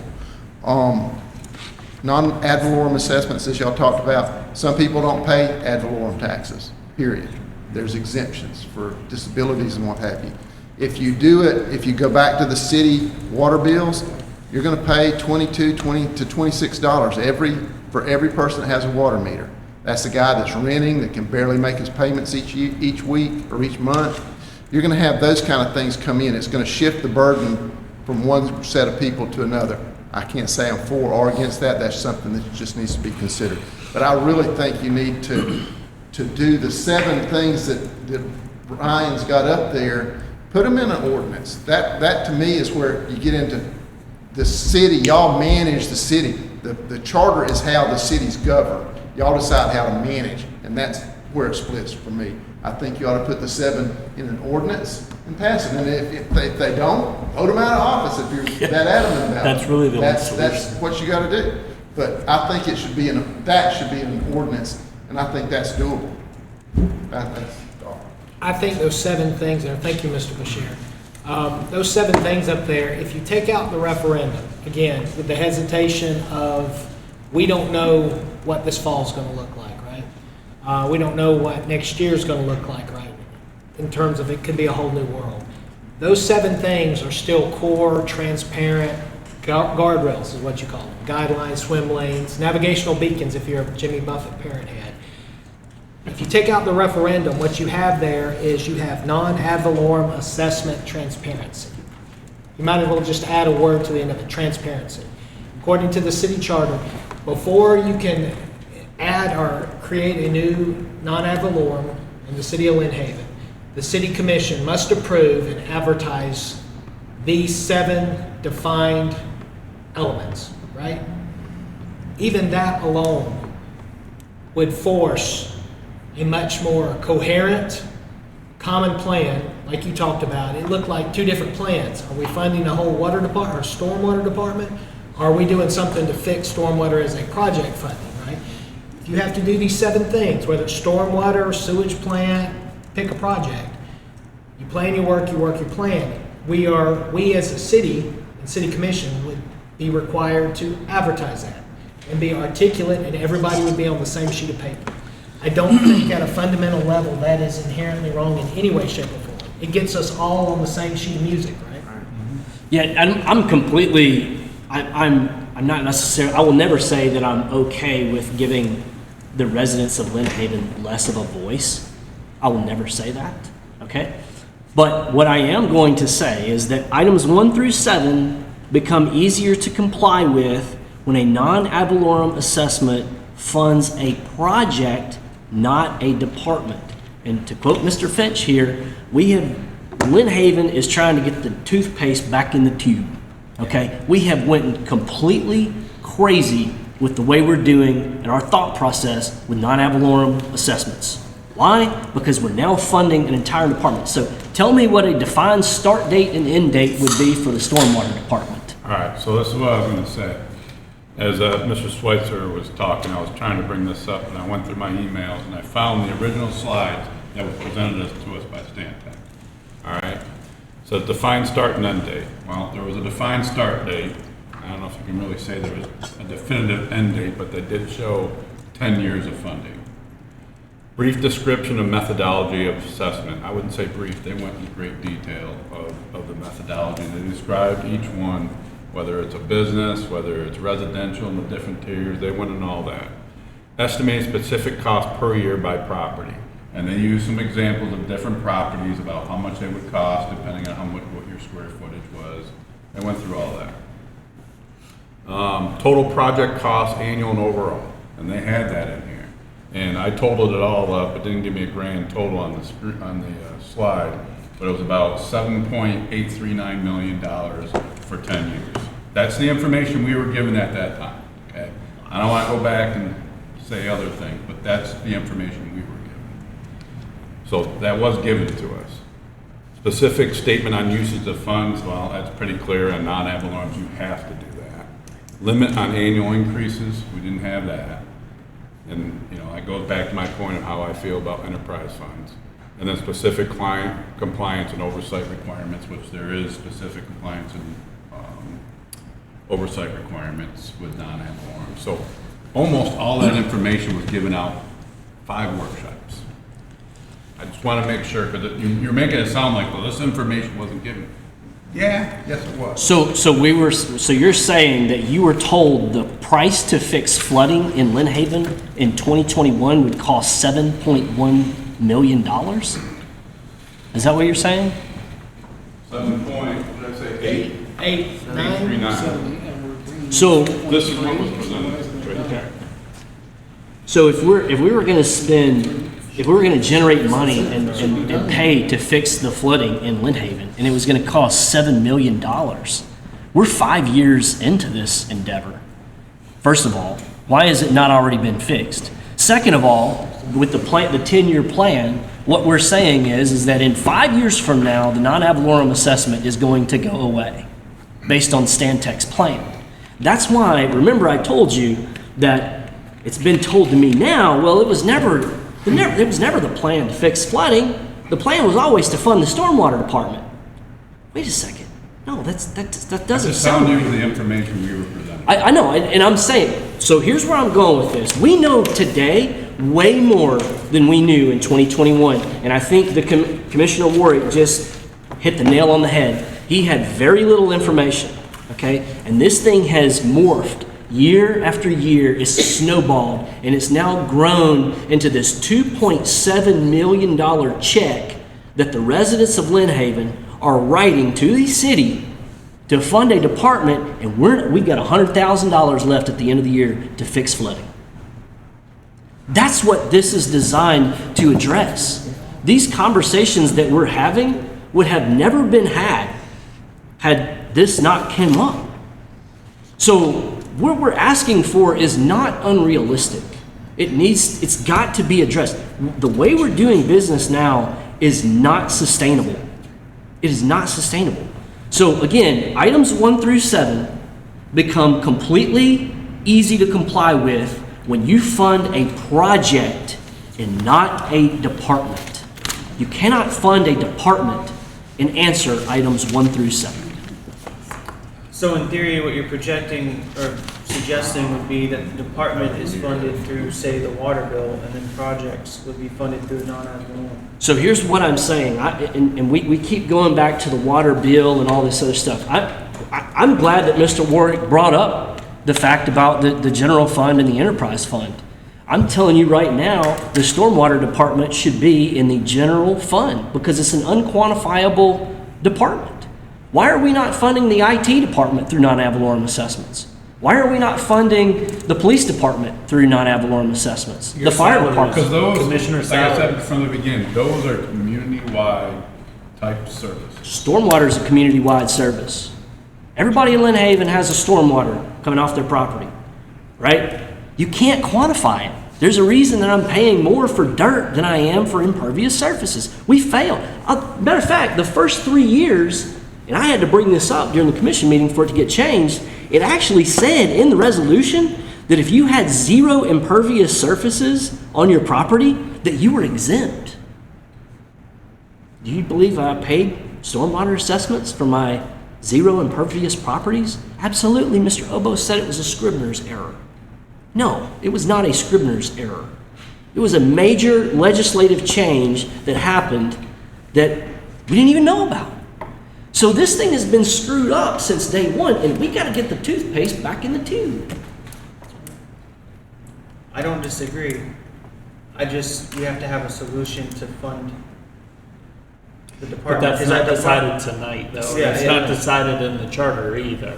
Yeah. What is decided in the charter is the things that Mayor Lowry spoke about, which is preserving that there will be guardrails and guidelines. So do you want guardrails and guidelines on what needs to be transparently provided to the citizens or not? Now, to Corey's point, you can't fulfill the 7 things. Well, I mean, clearly we can, because he just did. The end date is indefinite, and you can figure out your annual budget. We budget every year for everything. You just put those numbers in. And if they're going to change, then you come up with, you end that one and you come up with a new one. And but that's all operational and legislative, and that's not what needs to be decided in the charter. We keep going back to stormwater because it's the only one that we have, but keep in mind, the example I provided was for sidewalks, and I did that for a specific reason, so we wouldn't get stuck talking about stormwater like we have been. This is not about stormwater. This is about non-ad valorem assessments. Every non-ad valorem assessment that may arise from now until the end of time. This is basically a recipe requirement before we put anything else in the oven. Well, it's you telling us that you're going to tell us, Pat works in a restaurant. You're required to tell us the ingredients of the meal. We need to know what's in every meal. This is primarily for projects. You have to get away from operational departments. If I were to get this room full of citizens and say, hey, how many people here know stormwater department is funded by the stormwater fees that come in? They say, wait a minute, the department? Well, why a department? They wouldn't know that. I didn't know that. Now I know that. This is talking about capital projects. Separate. Get stormwater away from it right now. Capital projects. But if you want to fund the police department through one of these, you can. You just fill out the damn things and publicize it. And then everybody knows, okay, we knew that, let's say ad valorem goes away and we need to fund fire and police. Well, the state already gives us a mechanism for fire. Use the same process and do it for police. And you fill out these 7 things and you say, it's going to start now. It's going to never end because we don't want the police to go away. It's how are we going to assess? Maybe it's by property, whatever. That's figured out. That's operational. The charter doesn't need to know that. Estimated specific costs. That's just math. Total project costs. Well, we budget for the police department, so we know how much it costs. Specific statement on usage. That's not that hard to figure out. Limit on the annual increase, that can be discussed. If you guys don't want to keep the item 3A, item 6 already covers that. If you don't want to say, hey, we're going to limit ourselves, you have to say what your annual increase is going to be. So if you're not going to follow the methodology the fire assessments do, you have to say what your limited increase will be. So if you say, hey, we're going to limit it to 20% a year increase, you'd have to say that on the non-ad valorem, and you could have a line of people here to yell at you for it, And the specific compliance and oversight requirements, that's not hard to fulfill, even if it is for a department. I'm not going to say whether I think it should or shouldn't be for a department. What I'm going to say is it can be done regardless. Well, I think if we go with the non-referendum at this point, you basically have the whole section B, non-ad valorem assessments. You add one word to that title, and you make it non-ad valorem assessment transparency, right? And you use those 7 elements. This is what is required, This is what the city commission, or the city of Lynn Haven, must share with its residents before a new non-ad valorem can be established, right? We should be doing this anyway. This should be part of inherently of us planning the work before we work our plan. I think that's the Solomon Act, to quote splitting the baby in half at this point. I think that's what we could do without hurting ourselves or shooting ourselves in the foot, not knowing how the statewide constitutional amendment will go and what will come of funding. I know everybody's trying to be smart and do the right thing here for our community. You don't want to handcuff yourself before you jump in the ocean and try to swim, right? But what we can do is be very upfront and transparent with these 7 things. This is basically the recipe for, this is how the city will move forward with proposing, or before a new non-ad valorem can be approved, here are going to be the requirements, right?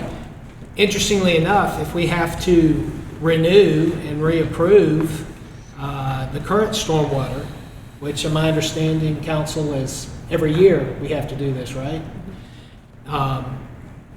At some point, if this becomes charter law, or charter guidance, we will have to put that additional dexterity into this plan. I mean, we will have to fit our current stormwater departmental funding into this. We either move it over to operational department funds and millage, or if we continue on the non-ad valorem, we will have to repeat this and redefine that project, which is repeatedly morphed and evolved anyway, right? So it will be an interesting guinea pig. It'll be the first test case out of the chute unless some other non-ad valorem pops up. So where are you guys at on a non-ad valorem assessment funding a department versus a project? I don't agree with it. It makes it too difficult to try to do what the non-ad valorem was trying to resolve by doing it by project. Because you're going to have to fund a department. Well, because I think it goes back to what Mr. Scray was saying. It's hard to look at this and not think about stormwater. And I'm trying, but it's difficult. Because like when you look at stormwater, you got to fund the department. So if you don't fund it through the non-ad valorem, how do you fund it? It's an enterprise fund. So you have to get it funding through fees and assessment or whatever it is that you're using it for. So if you were to put it back on the utility bill, how would the stormwater department be funded? Through the stormwater fee that's on your utility bill. And I pay the same amount as Walmart, which is BS. True. So, Yeah, so, I agree. so the question is why do we not fund the general fund through a non-ad valorem assessment then? Because we've already talked about it. Are you talking about stormwater? No. I'm talking about the entire city. Let's fund the entire city off of a non-ad valorem assessment, because we've already talked about there's So what's disabled. the difference between general and enterprise? Enterprise is, it's treated like a business within the city, right? Correct. It's a specific measurable service. That's why sanitation, water, and sewer, it's so easy to quantify that. Right. We're doing the same thing with stormwater, but it's so much more difficult. It's a lot more difficult to measure how much stormwater you're using compared to how much stormwater I'm using. And I've said this from the beginning, there's no 100% fair way of doing it with stormwater. There just isn't. And even if you go use the sidewalk example, well, what if I have no sidewalks in front of my house? I mean, So if you can't quantify it, then why is it in the enterprise fund? It should be in the general. We are quantifying it. Incorrectly. You're talking about stormwater? Yeah, absolutely. Yeah, we are quantifying. Incorrectly.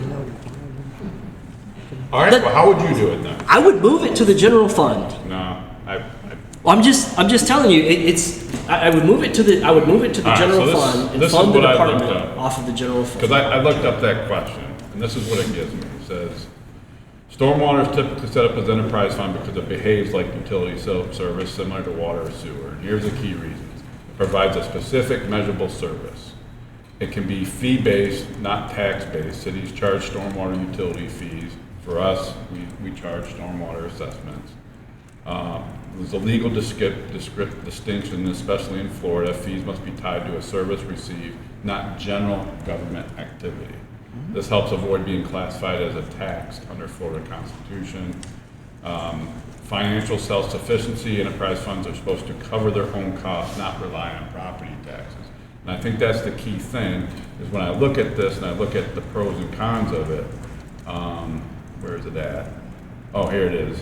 And one of the trade-offs is now you're gonna have stormwater competing against other departments like police, fire, parks. They're gonna be competing with that. Right. Where if you have an enterprise fund, it's specifically for that, right? So let's say we always know that police and fire are gonna be your biggest budget, and it's gonna be your biggest focus all the time, right? And then let's say, well, we really need to focus on stormwater, and you take something away from that. It's just bad business. You're going to have departments that compete with other departments, whether it's the IT department competing with parks and the maintenance facility department. You guys just had a strategic workshop. And then you look at what we did in the past, where we were taking from other enterprise funds. That's what you're going to have happen in the general fund. That's a bad idea. Like I said, we should have 36 line item non-ad valorem assessments then to fund every individual department within the city through a non-ad valorem assessment. Think about You it. know that's not You've right. already. Well, it's because it hold on, doesn't time out. pass the special. So how do you benefit test. quantify all that? Well, we just said, remember the start date and end date, it was just indefinite. We quantify it based on their budget, what they need. How many computers do we need to buy this year? I don't Yeah, know. but how do you quantify that per resident? That's why it's tied to a millage rate, because it's based on the assessment of your property, because that's like general overall services for the city, where enterprise is something that's specifically measurable. Special benefit test. So if something can't be quantified, then it shouldn't be a non-ad valorem assessment. Is that what you're saying? That's what the law is. That's absolutely right. So how do we quantify stormwater? Impervious area. We have, you may not like it, but we have. I don't like it. I don't like that we have an assessment fee period, and I hope this is the last time we ever do an assessment fee in Lynn Haven, because this is the biggest pain in the neck. It's been the biggest pain in the neck. Yeah. Because I fought for certain things, and it just, nothing happens. You know I have. I presented it. And where did it go? I expected to start a conversation, we could lead into something else, nothing. So, I understand your frustration, but it doesn't mean it's right. So no one has answered how we're going to fix the flooding in Lynn Haven with $100,000 a year and $30.625. So even if you put it on the utility bill, you'd still be back in the same. I'm just saying, if we continue doing what we're doing today, you all have $100,000 a year to pay off a $30,625,000 price tag in infrastructure to fix the flooding problem in Lynn Haven. How do you tell your constituents this is how we're going to fix the problem? We're never going to 100% fix stormwater. And I hate saying that, because I know when residents hear that, they're going to be like, oh, Warren, we're never going to want to fix it. That's not the case. Stormwater is going to be an issue when you try to. We've digressed into a project-specific discussion. That's not really what this workshop was for.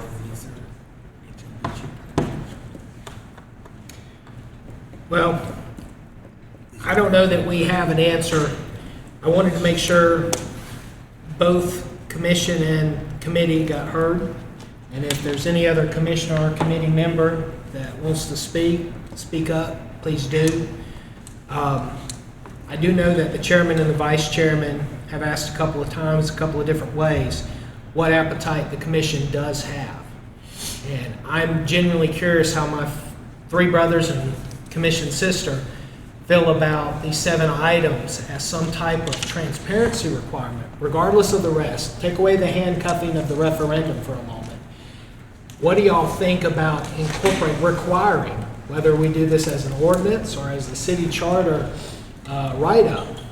We require these 7 items be presented to the public before any type of non-ad valorem assessment or special user fee can be implemented. Not knowing how things are going to shape up this year and next year, We owe it to our constituents and our neighbors to at least spell out these 7 things to the utmost of our ability before any type of new assessment is levied. If your verbiage is any new assessment, I think that's a slam dunk, of course. My concern is I don't know how to go back and fund it. The reality, I know we keep saying we're focused on the charter here, but the reality is this is going to have ripple effects if it changes. I don't know how we would handle the stormwater department because, yeah, we only get an extra $100,000 every year, but if we take away the non-ad valorem assessment, we still got to pay that $2.7 million a year plus whatever it is to fix those projects. So we're all going to be paying money regardless. It's just the method of how we get there. Yeah. But the 7 items, I mean, to me, it's obvious. I do want that. Other 3 brothers or other 2 brothers and sister on the commission, what do y'all think?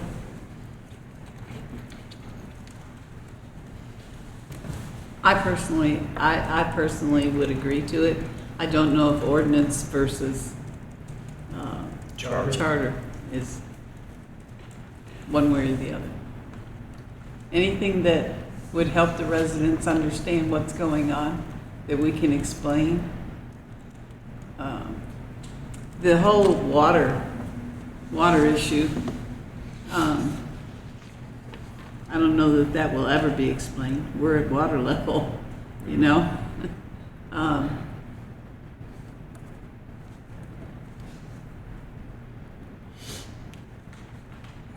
I would agree. Commissioner Perno? Thoughts on the I seven? mean, yeah, I've already said it. I'm good with probably 95% of this for general fund. I'm not with enterprise. For the 1 through 7 you talk about, I'm good with probably all that. The only concern I have would be number 6 because it is an enterprise fund. It can be extremely fluid. That would be the only concern I have with that. Thank you, sir. Commissioner Perno?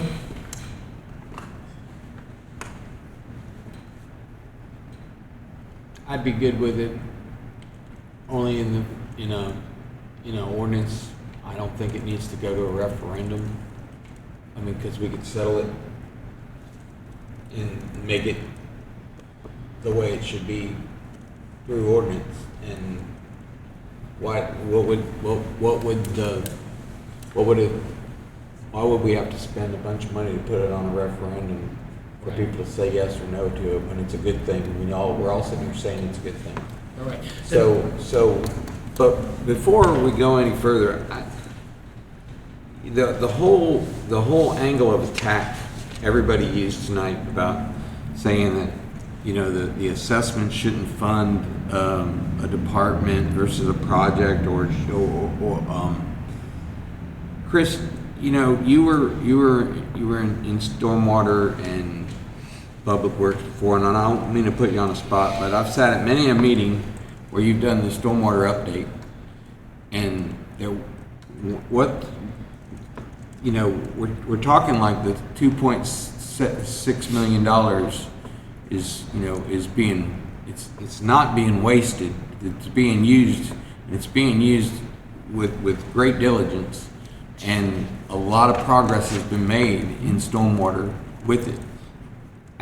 As it's being used to fund the department, so to speak. So I'd just like you to expound on where stormwater came out of the blocks once we got it funded.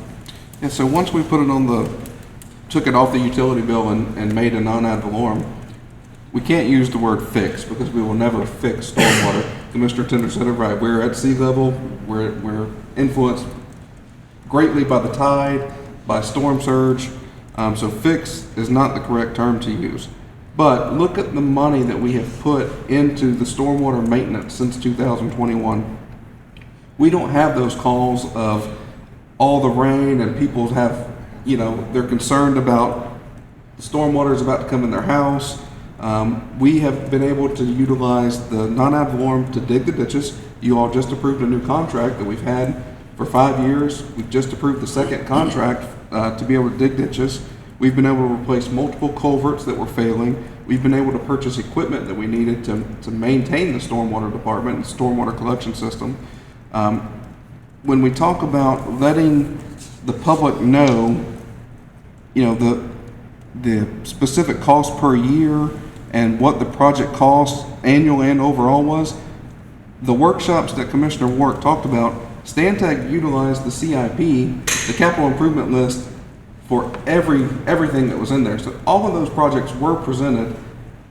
The $7 million was, there's no way we're going to collect $30 million to do all of these projects. So it was prioritized based on projects that were not HMGP funded, were not grant funded, were not ARPA funded, and hey, there is absolutely zero funding to complete these projects. That's what was put in as part of the $7 million. Since then, some of those HMGP projects have been denied for construction because of FEMA requirements. They didn't meet the benefit to cost analysis ratios. So those projects have come off the HMGP list. And so they will have to be funded by other avenues, whether it's we increase the non-ad valorem or alternative grants that are out there. But every one of those projects was analyzed by Stantec and what the rates would have to be. Honestly, I think the best compromise for this is to eliminate vacant parcels on the non-ad valorem. I think you solve everybody that's in here tonight's issue. You would still have to reassess and increase your parcels that do have impervious to accommodate the difference in there. But the non-ad valorem is very successful.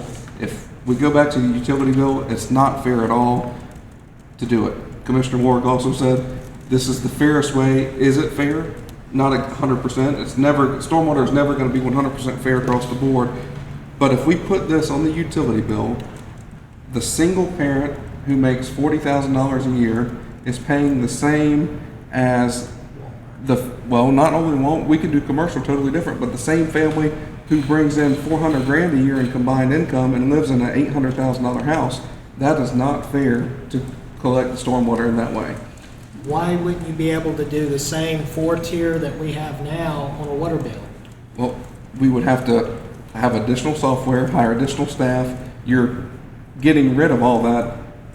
Now we rely on the property appraiser. They take their values. Stantec pulls all the information from them, and that's how the non-ad valorem is calculated. If we do that, you're going to put on the utility bill a different rate for everyone. It's virtually impossible. Well, you have 4 tiers right now, and I'm a $350 a year tier 3 guy with a third of an acre lot. So if you're plugging in, and there's 1, 2, 3, or 4, and 3 is $350 divided by 12, what, $29 and 31 cents or something like that.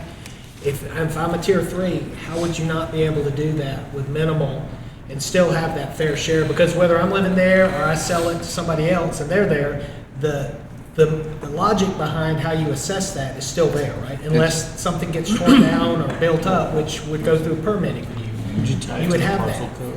Yeah, so you would have to go through and make you would add a whole new module in the Munis building software to do that. They've done the research. I think it was like $27,000 to implement just the software alone, plus hire the additional person to handle that annually. So it goes back to the single parent who's renting a house for $1,250 a month. Now they're paying whatever tier level that is on their utility bill versus the non-ad valorem that's on the tax bill annually. So if we take it off the non-ad valorem, that landlord's not going to go down on their rent because their tax bill went down $150 or $350. That rent's going to stay the same. Their utility bill just went up, so it's still not a fair disbursement of those funds. Chris, I want to ask, do you know what we're paying Stantec every year now? We paid them around $40,000, but the reason we're paying that is because the last 5 years we've looked at the method every year. If we would leave the method alone for the next 3 to 5 years and let it run its course, we would not be paying them $40,000 a year to handle that. Does anybody other than Jamie have a problem with number 6? Only for enterprise. I mean, Violate with general. just to be fair, as the author of this list of 7, I mean, you could literally say there will be no limit, and you will have fulfilled number 6. Okay, and I'm good with that. The public would then know there's no limit on annual increases, and if they don't like that, they can line up and tell you, right? Neighbors line up and tell you. Should you word it to say if there is a limit on annual increase? You're getting too wordy, honestly, at that point. I put this list of 7 through 3 different AIs, like 7 times each, to try to, because it was way longer. And I tried to condense it down and only focus on what was absolutely needed, what would pass like a court review and stuff. And this was my end result. That's why I'm so adamant about it. I feel like it's easy to fulfill. I knew, because Jamie and I had previously talked, and they shared all this information during the original one. I think the only thing is, one thing I disagree with is the specific use. I feel like it was a little lax on that, because even as Mr. Lightfoot said, they took the CIP projects and stuff, and it's like, you know, if you look at the actual use of the money, it's like, how much of the money we've collected from the NAV has actually been used specifically on CIP projects. I think that's where the disparity was back then. But I feel like regardless of what the NAV's for, this list of items can easily be fulfilled, and you can say, hey, per the charter, because I think this list deserves to be in the charter, per the charter, we've fulfilled this list by publicizing it, all the methods you talked about, Mayor Lowry. The citizens have been informed. I agree with Commissioner Work. They were informed before. I think some of this information was shared very sporadically and spread out. It wasn't packaged into a cute little deal, you know? And I think that's what the public deserves. I don't know if you saw, Ryan, but I like number 6. Whoever is that? It's Whoever typed CJ that. That's right here. CJ with her. Okay. Yeah. That looks good. I have no problem with the change. Well, I think we potentially have a Solomon Act kind of meet in the middle on this. And I think transparency, this will be kind of a standard template for transparency. And I think it's basic, plan your work, then work your plan. But at least you would have a common frame of reference for everybody who's looking at this. And what's the impact of my bottom line going to be? What's the impact to the city going to be? Right? For how long? What's the scope? That's all right here if we do this properly. Can we look at, can you scroll to C? I feel like the focus has so much been elsewhere that we haven't even touched on it's the oversight section. Yeah. I mean, if you guys want to look at it now, you can. If you want to consider it as a commission as you move forward, I'm happy with that. But I think there's a lot of good, useful information in this section of the proposal as well, that it doesn't really tie the city's hands. It just puts in place what the city's already doing to ensure that future administration, should it not be, you know, as the same quality we have today, will be held accountable if they don't.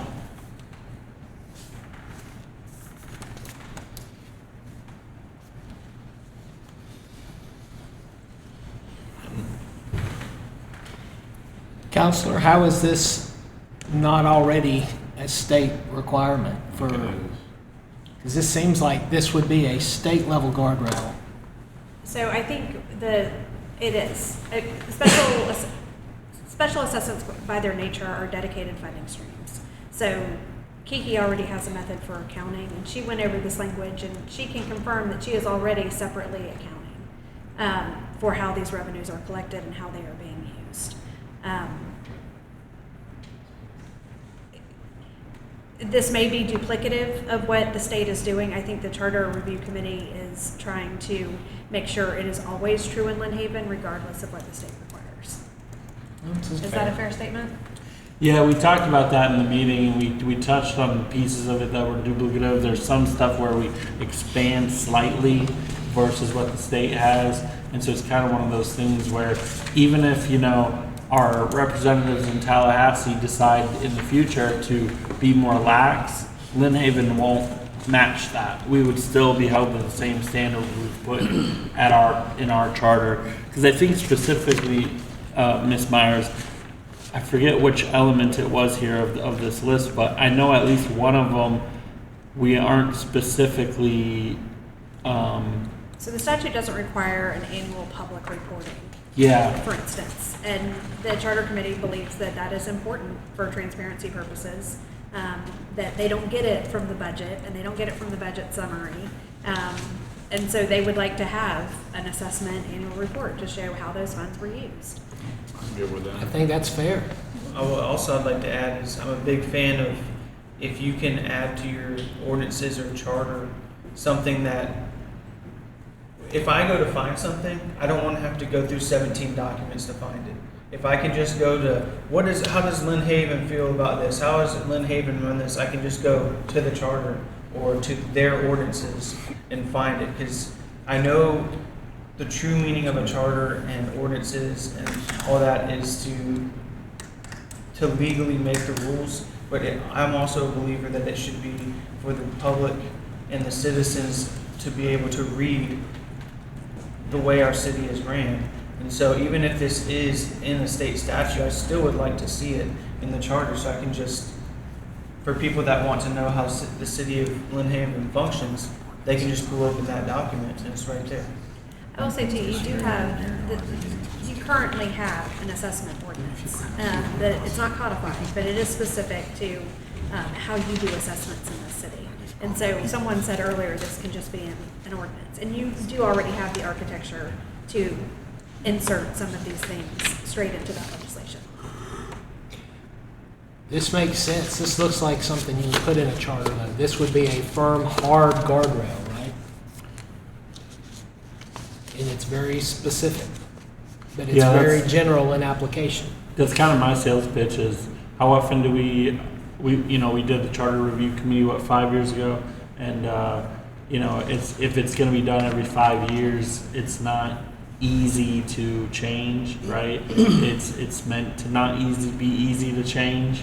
And so the commission that maybe only 2 of you are on the future commission and the other 3 people are like, this is crap, let's get rid of this. And you guys are like, we worked so hard to put that ordinance in place. And just like that, with a vote of 3-2, this is gone if you put it in ordinance. Yeah. Versus if the charter requires you to do this, it's harder to change. It's true. And it doesn't really prevent the city from getting the job done either. Have we changed all the old stuff on the charter? What Like, do you mean? have we changed the other stuff on the We're just charter? going section by section, so are there specific things you're referring to? Yeah, tying your horse up to your That's business. that's an ordinance, that's not charter. That's not charter? That's not That's charter. not Are you sure? Yeah. Back during George W. Bush's tenure as president, he proposed privatizing some of Social Security investments. And there was a term that was used for a long time called the lockbox. I don't know how many of y'all remember that, but Social Security lockbox, right? You Gen Xers are older, you should remember that. I see this as kind of that proverbial lockbox, right? By putting this in the charter. That specific section 1 it makes sense. I will say that Commissioner Tender, one thing, and these guys have done a really good job, the Charter Committee, I just sit back and listen a lot. They were looking point by point by point, section by section, not trying to add a lot of verbiage or add things that just don't need to be in a charter. For instance, on the city clerk, we didn't want to add a job description. It doesn't need to be a repository, the charter, for job descriptions. But there are some things in there like that that need to be moved away. There's a lot of verbiage, I would say. So I think they're doing a good job looking, but it's going to take a while, section by section, to make sure it's done properly. I've always said this from the beginning, when you're trying to make changes to a charter that hasn't been changed for quite a few years, it's difficult. That's why I think doing it every 5 years, once you get it to a certain state, it should get easier and easier and easier. So I know a lot of work's been put into this. I know it's not easy. I know a lot of conversations go on. I watch it online, only when I haven't watched the last meeting so far. So I do appreciate all the effort's been put into it. One other, so I think you've got a test temperature from the commission on 2 different things now, and they've been pretty positive. And we can discuss more if y'all want to, but there's one other thing. Since we have had a relatively recent and significant change in our city leadership team and us in the commission hiring a new city manager, and the city manager residency having come up since, Mr. Chairman, you briefed us last time. We're already here. I don't want to belabor it tonight, but let's take a few minutes. It actually directly impacts a key leader with how we move forward for this. So let's take a couple of minutes to talk about that. And then as we kind of wrap up, I want to make sure everybody gets a closing thoughts and comments. But let's talk about that and get that out in the sunshine and see what y'all are thinking and what we need to do from here. Yeah, I'm pretty sure the only thing we have left to do is just finalize up the proposed resolution, Ms. Myers.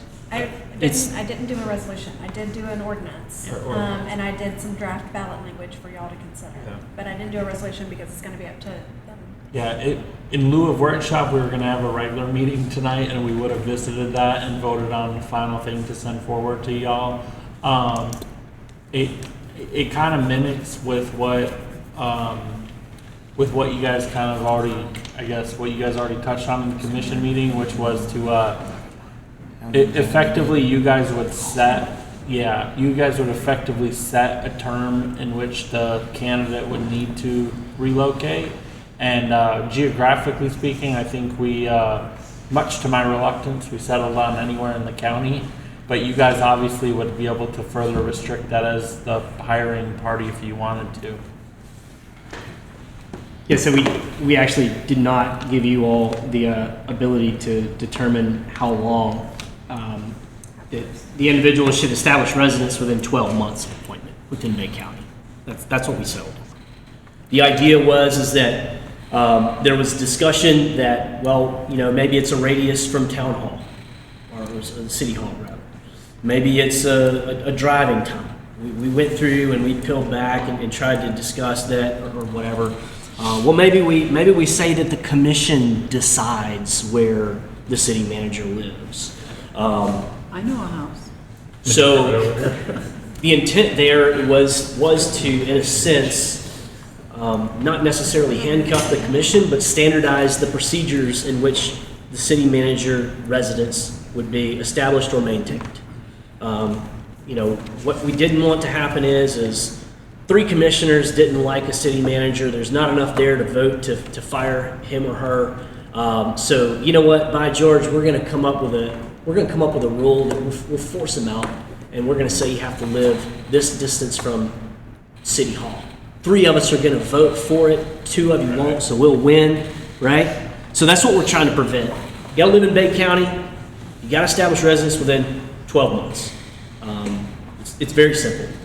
So what was the 12 months? Because if they're working here, I guess you could be a geographic bachelor or bachelorette with a family somewhere else and rent a place. No, it's more like the International City Managers Association. In modern terms, they say that it's giving a candidate a reasonable amount of time to permanently reside. Like you would still say in the contract that they need to temporarily reside close, like within the county. But like for example, this isn't what happened because the candidate dropped out. But Mr. Rory lived in another state, right? Had you elected to interview him and hire him, you could have said, hey, you have 12 months to establish permanent residency. But within that 12 months, we need you to live somewhere in the county. Maybe he rented or got an Airbnb or something, moved, Okay. And that's kind of where it is. 12 months, the reason the ICMA, I researched this pretty heavily, the reason the ICMA says that is because of market conditions and school schedules and just different things. You need to provide a reasonable amount of time. So that's why we came up with that. Okay. And I just want to point out that there has been some public resistance on this. I said in our last meeting, Eddie Cook from Callaway is a great example of a city manager who lives outside of the city limits.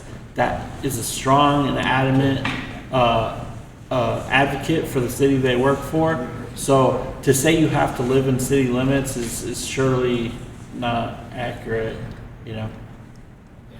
Mr. Scray also made a point during the discussion with this, and Miss Moore was actually here. Miss Jody Moore does not reside within the city limits of Lynn Haven, but she is very involved and contributes to city business.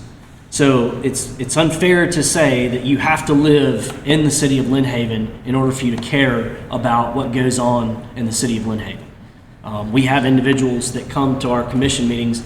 One individual, I think, drives from Port St. Joe or something. All right, and she's heavily involved in the city operations of Lynn Haven. All right, so and she doesn't live in Lynn Haven. So the fact that someone doesn't care about the city of Lynn Haven because they don't live in Lynn Haven is proven false at every commission meeting. Well, and we have no requirement for any other city employee. Now, as 5 commissioners are required, obviously, but no other city employee is, other than the city manager currently. I did get that right, correct, Counselor? All right. Well, thank you for showing us. Commissioners, do y'all have any questions or thoughts on this? Doesn't matter to me where he lives. Okay. Yeah, if I would. He's the one that's got to drive to work every day. I like your idea. When you're Yeah, done down with there in this, Colorado. We'll get it home for You you. have an announcement? Well, when you'll no. get done with this. Okay. I was saying buy this house over here in the corner, and that would be the city manager. The yellow house? Kind of like the parsonage. He doesn't fit into the senior center yet. No, the house that's in the Oh, corner down here. oh, yeah. I don't think Chris would be the hard sell. I think Angie would be the hard sell. Hey, you'll be able to sit on your porch for the concert. I would ask that if they don't live within the city, they would make a donation equivalent to the highest tier of the stormwater system. Can we agree on that? Did that get written into the contract negotiation? I haven't seen it yet, but if not, I already told Sam that. We said it was gonna be the city hall, the impervious square footage. Yeah, you only have, at least pay as much as the mayor's paying, right? That's right. You're good. I just want to also express my appreciation for the commission doing the workshop with us tonight. There are loads more things to go through in the charter to make it more modernized. And just to the citizens that are concerned about the changes that we're making, it's for me individually, I can speak, I'm not trying to take away anything from the citizens. Quite the opposite. I'm trying to make sure the citizens are protected for present and future, because the charter as it's written protects us from the past, in the past, but it doesn't cover a lot of stuff that's happening now real time. Like the last committee meeting, we just had discussions on artificial intelligence and things like that. I mean, this charter is so out of date in regard to what could come up that I envision that we will probably need workshops again in the future to discuss topics. So I appreciate your time. Yeah, it has been long, Commissioner Tender, but I feel like we got to a good place. And as you see, we're 5 distinct commissioners on the commission, and we're all here with a big heart for Lynn Haven, but we all kind of have our own thoughts and points of view, and as do you 5 on the committee. And you put the 10 of us together, that's a lot of opinions, that's a lot of herding cats, right? So they're all good cats. Hopefully we're all going in the same direction together. So as we kind of wrap up, thank you. Sorry for the long evening. That some good was done here. I want to go around, and anybody that wants to say some parting shots, or as we say in the Air Force, a safe ground. If you've got one you want to share, please do. If not, Chairman and I will wrap up. Go. Ma'am. Oh, no, I think Amy wants to talk to us Yeah. at some point, Yeah, right? she wanted to make an announcement. Yeah. Yeah, so for my commission directly, I need advice concerning the city's pending litigation with Phoenix Construction, and I'd like to request an executive session be scheduled. You can do it as soon as this Friday, the 10th, or any other time that 3 of you, or and hopefully all 5 of you, are available. I estimate that we'll need at least an hour for that session to update you on the recent mediation and get some direction from you. We do not have to set that date tonight, but I wanted to announce that I need that from you so that you can coordinate with CJ and that we can get a notice out. You want to do it before the next commission meeting? So, Commissioner Peebles will have to call in the next commission meeting, and you cannot call into a shade meeting, correct? That's correct. Yeah, So- so the sooner the better for me. Well, how would y'all look Friday? You said that's the earliest? That's the earliest. What time frame are we looking at? I mean, afternoon or during the day or? It's completely up to y'all. If it's during the day, I don't know about Friday night. I haven't talked to my wife about what's our schedule. Friday morning? I can't. What's today? With 3 Friday? Tuesday. Is there a deadline you gotta meet with us? No. Do we do not this Friday, but next Friday? Does that work for everyone? I can come anytime. I can do any time next Friday. Are you a hard no Friday, this Friday? This Friday, I'm pretty busy. I can't do next Friday. All right? I'm out of town. Start the 15th through the 17th. I'm out. Unless we do it in the afternoon, like 3 o'clock or so. Friday, 3 o'clock? We go to concert after. Could y'all do that? Sure. Yeah? Friday, this Friday at 3? Okay. Sam? Or after? I think I'm gonna do 3. Why? Something on my schedule at 5. Okay, April 10th, this Friday at 3. This Friday, 3? You got it. All right. April 10th, 3 o'clock?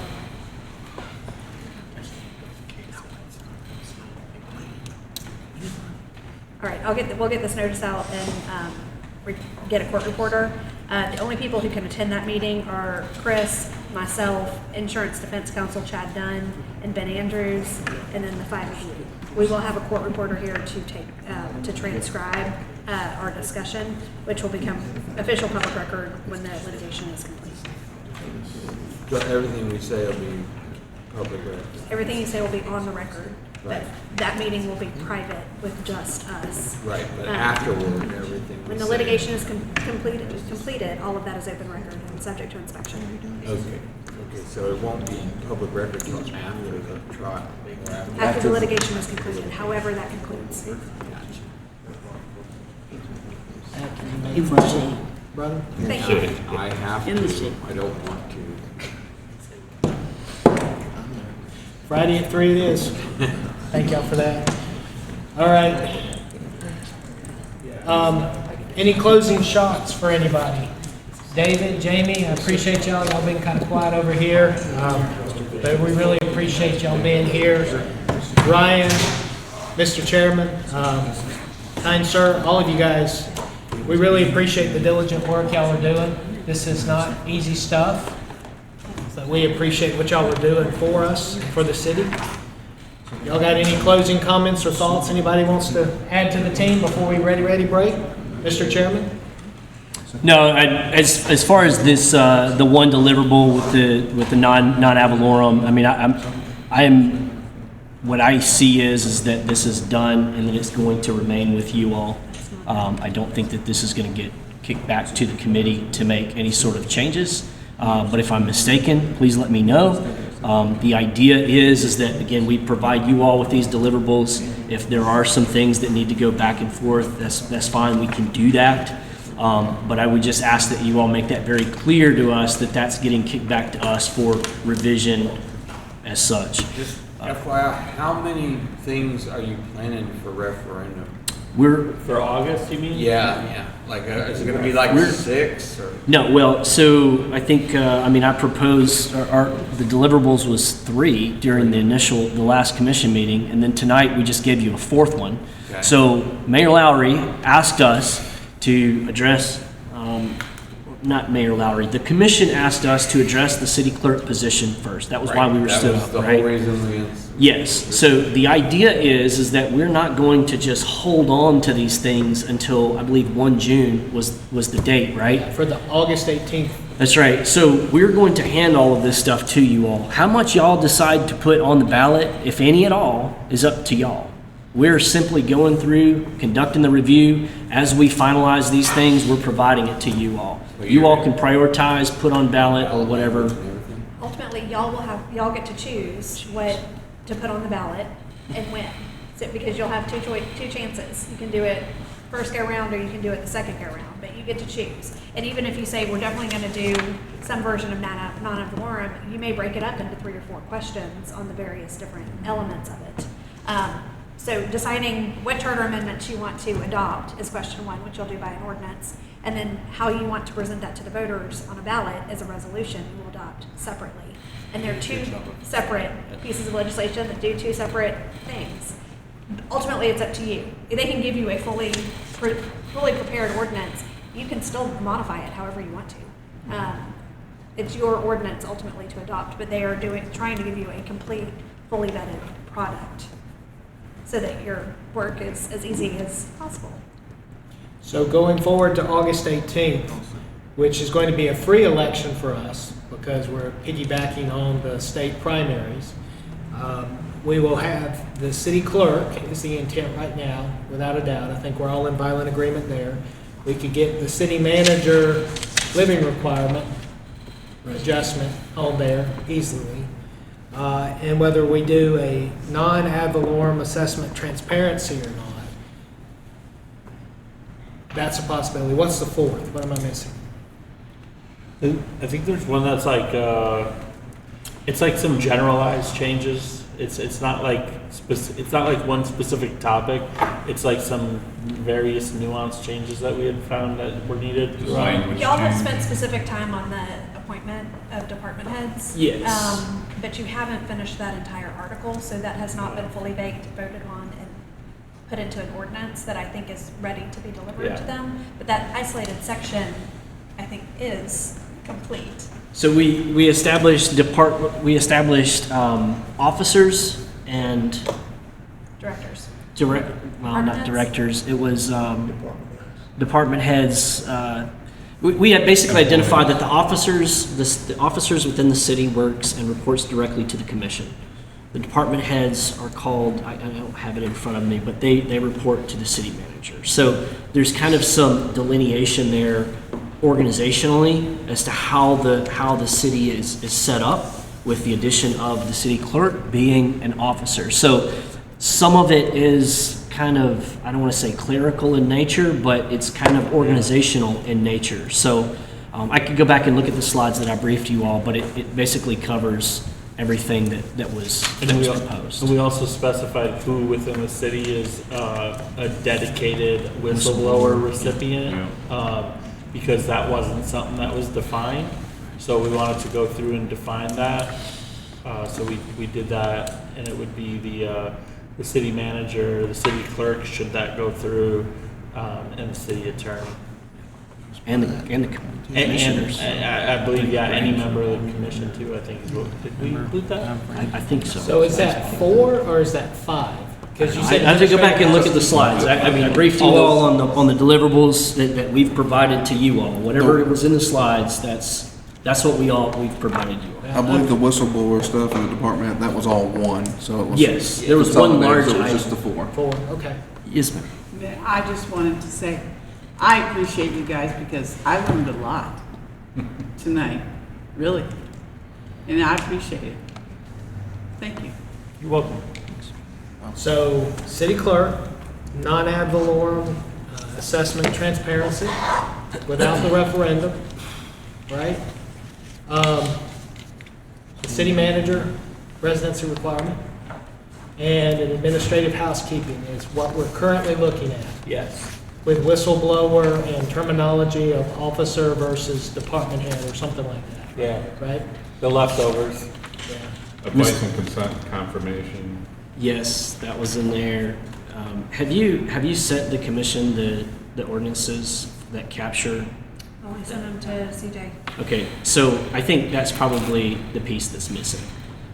The things that we've discussed, that I briefed you all on during the last commission meeting, there's an associated ordinance that goes with all of those items that I briefed you all. And Ms. there's Myers has ballot drafted. language with all of those as well. So, So when you see that, it'll make more sense. Yes. Caveat, obviously the one for non-ad valorem, you guys have work to do on that. And I'd really appreciate that because when I called in, it was impossible to hear anybody at the Yeah. podium. So I don't know the method in which you would get that to them, but they need the ordinances and the resolution.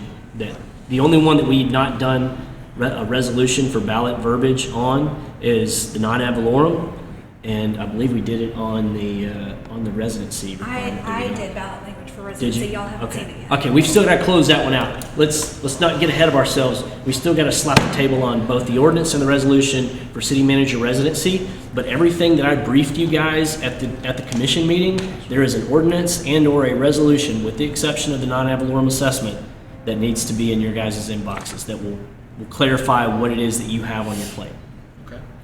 And then we'll see if we can get a few more in the next month or two. Look at you, little overachiever. All right, well, everybody, if there are no further, thank you for the time tonight. Y'all have a good night.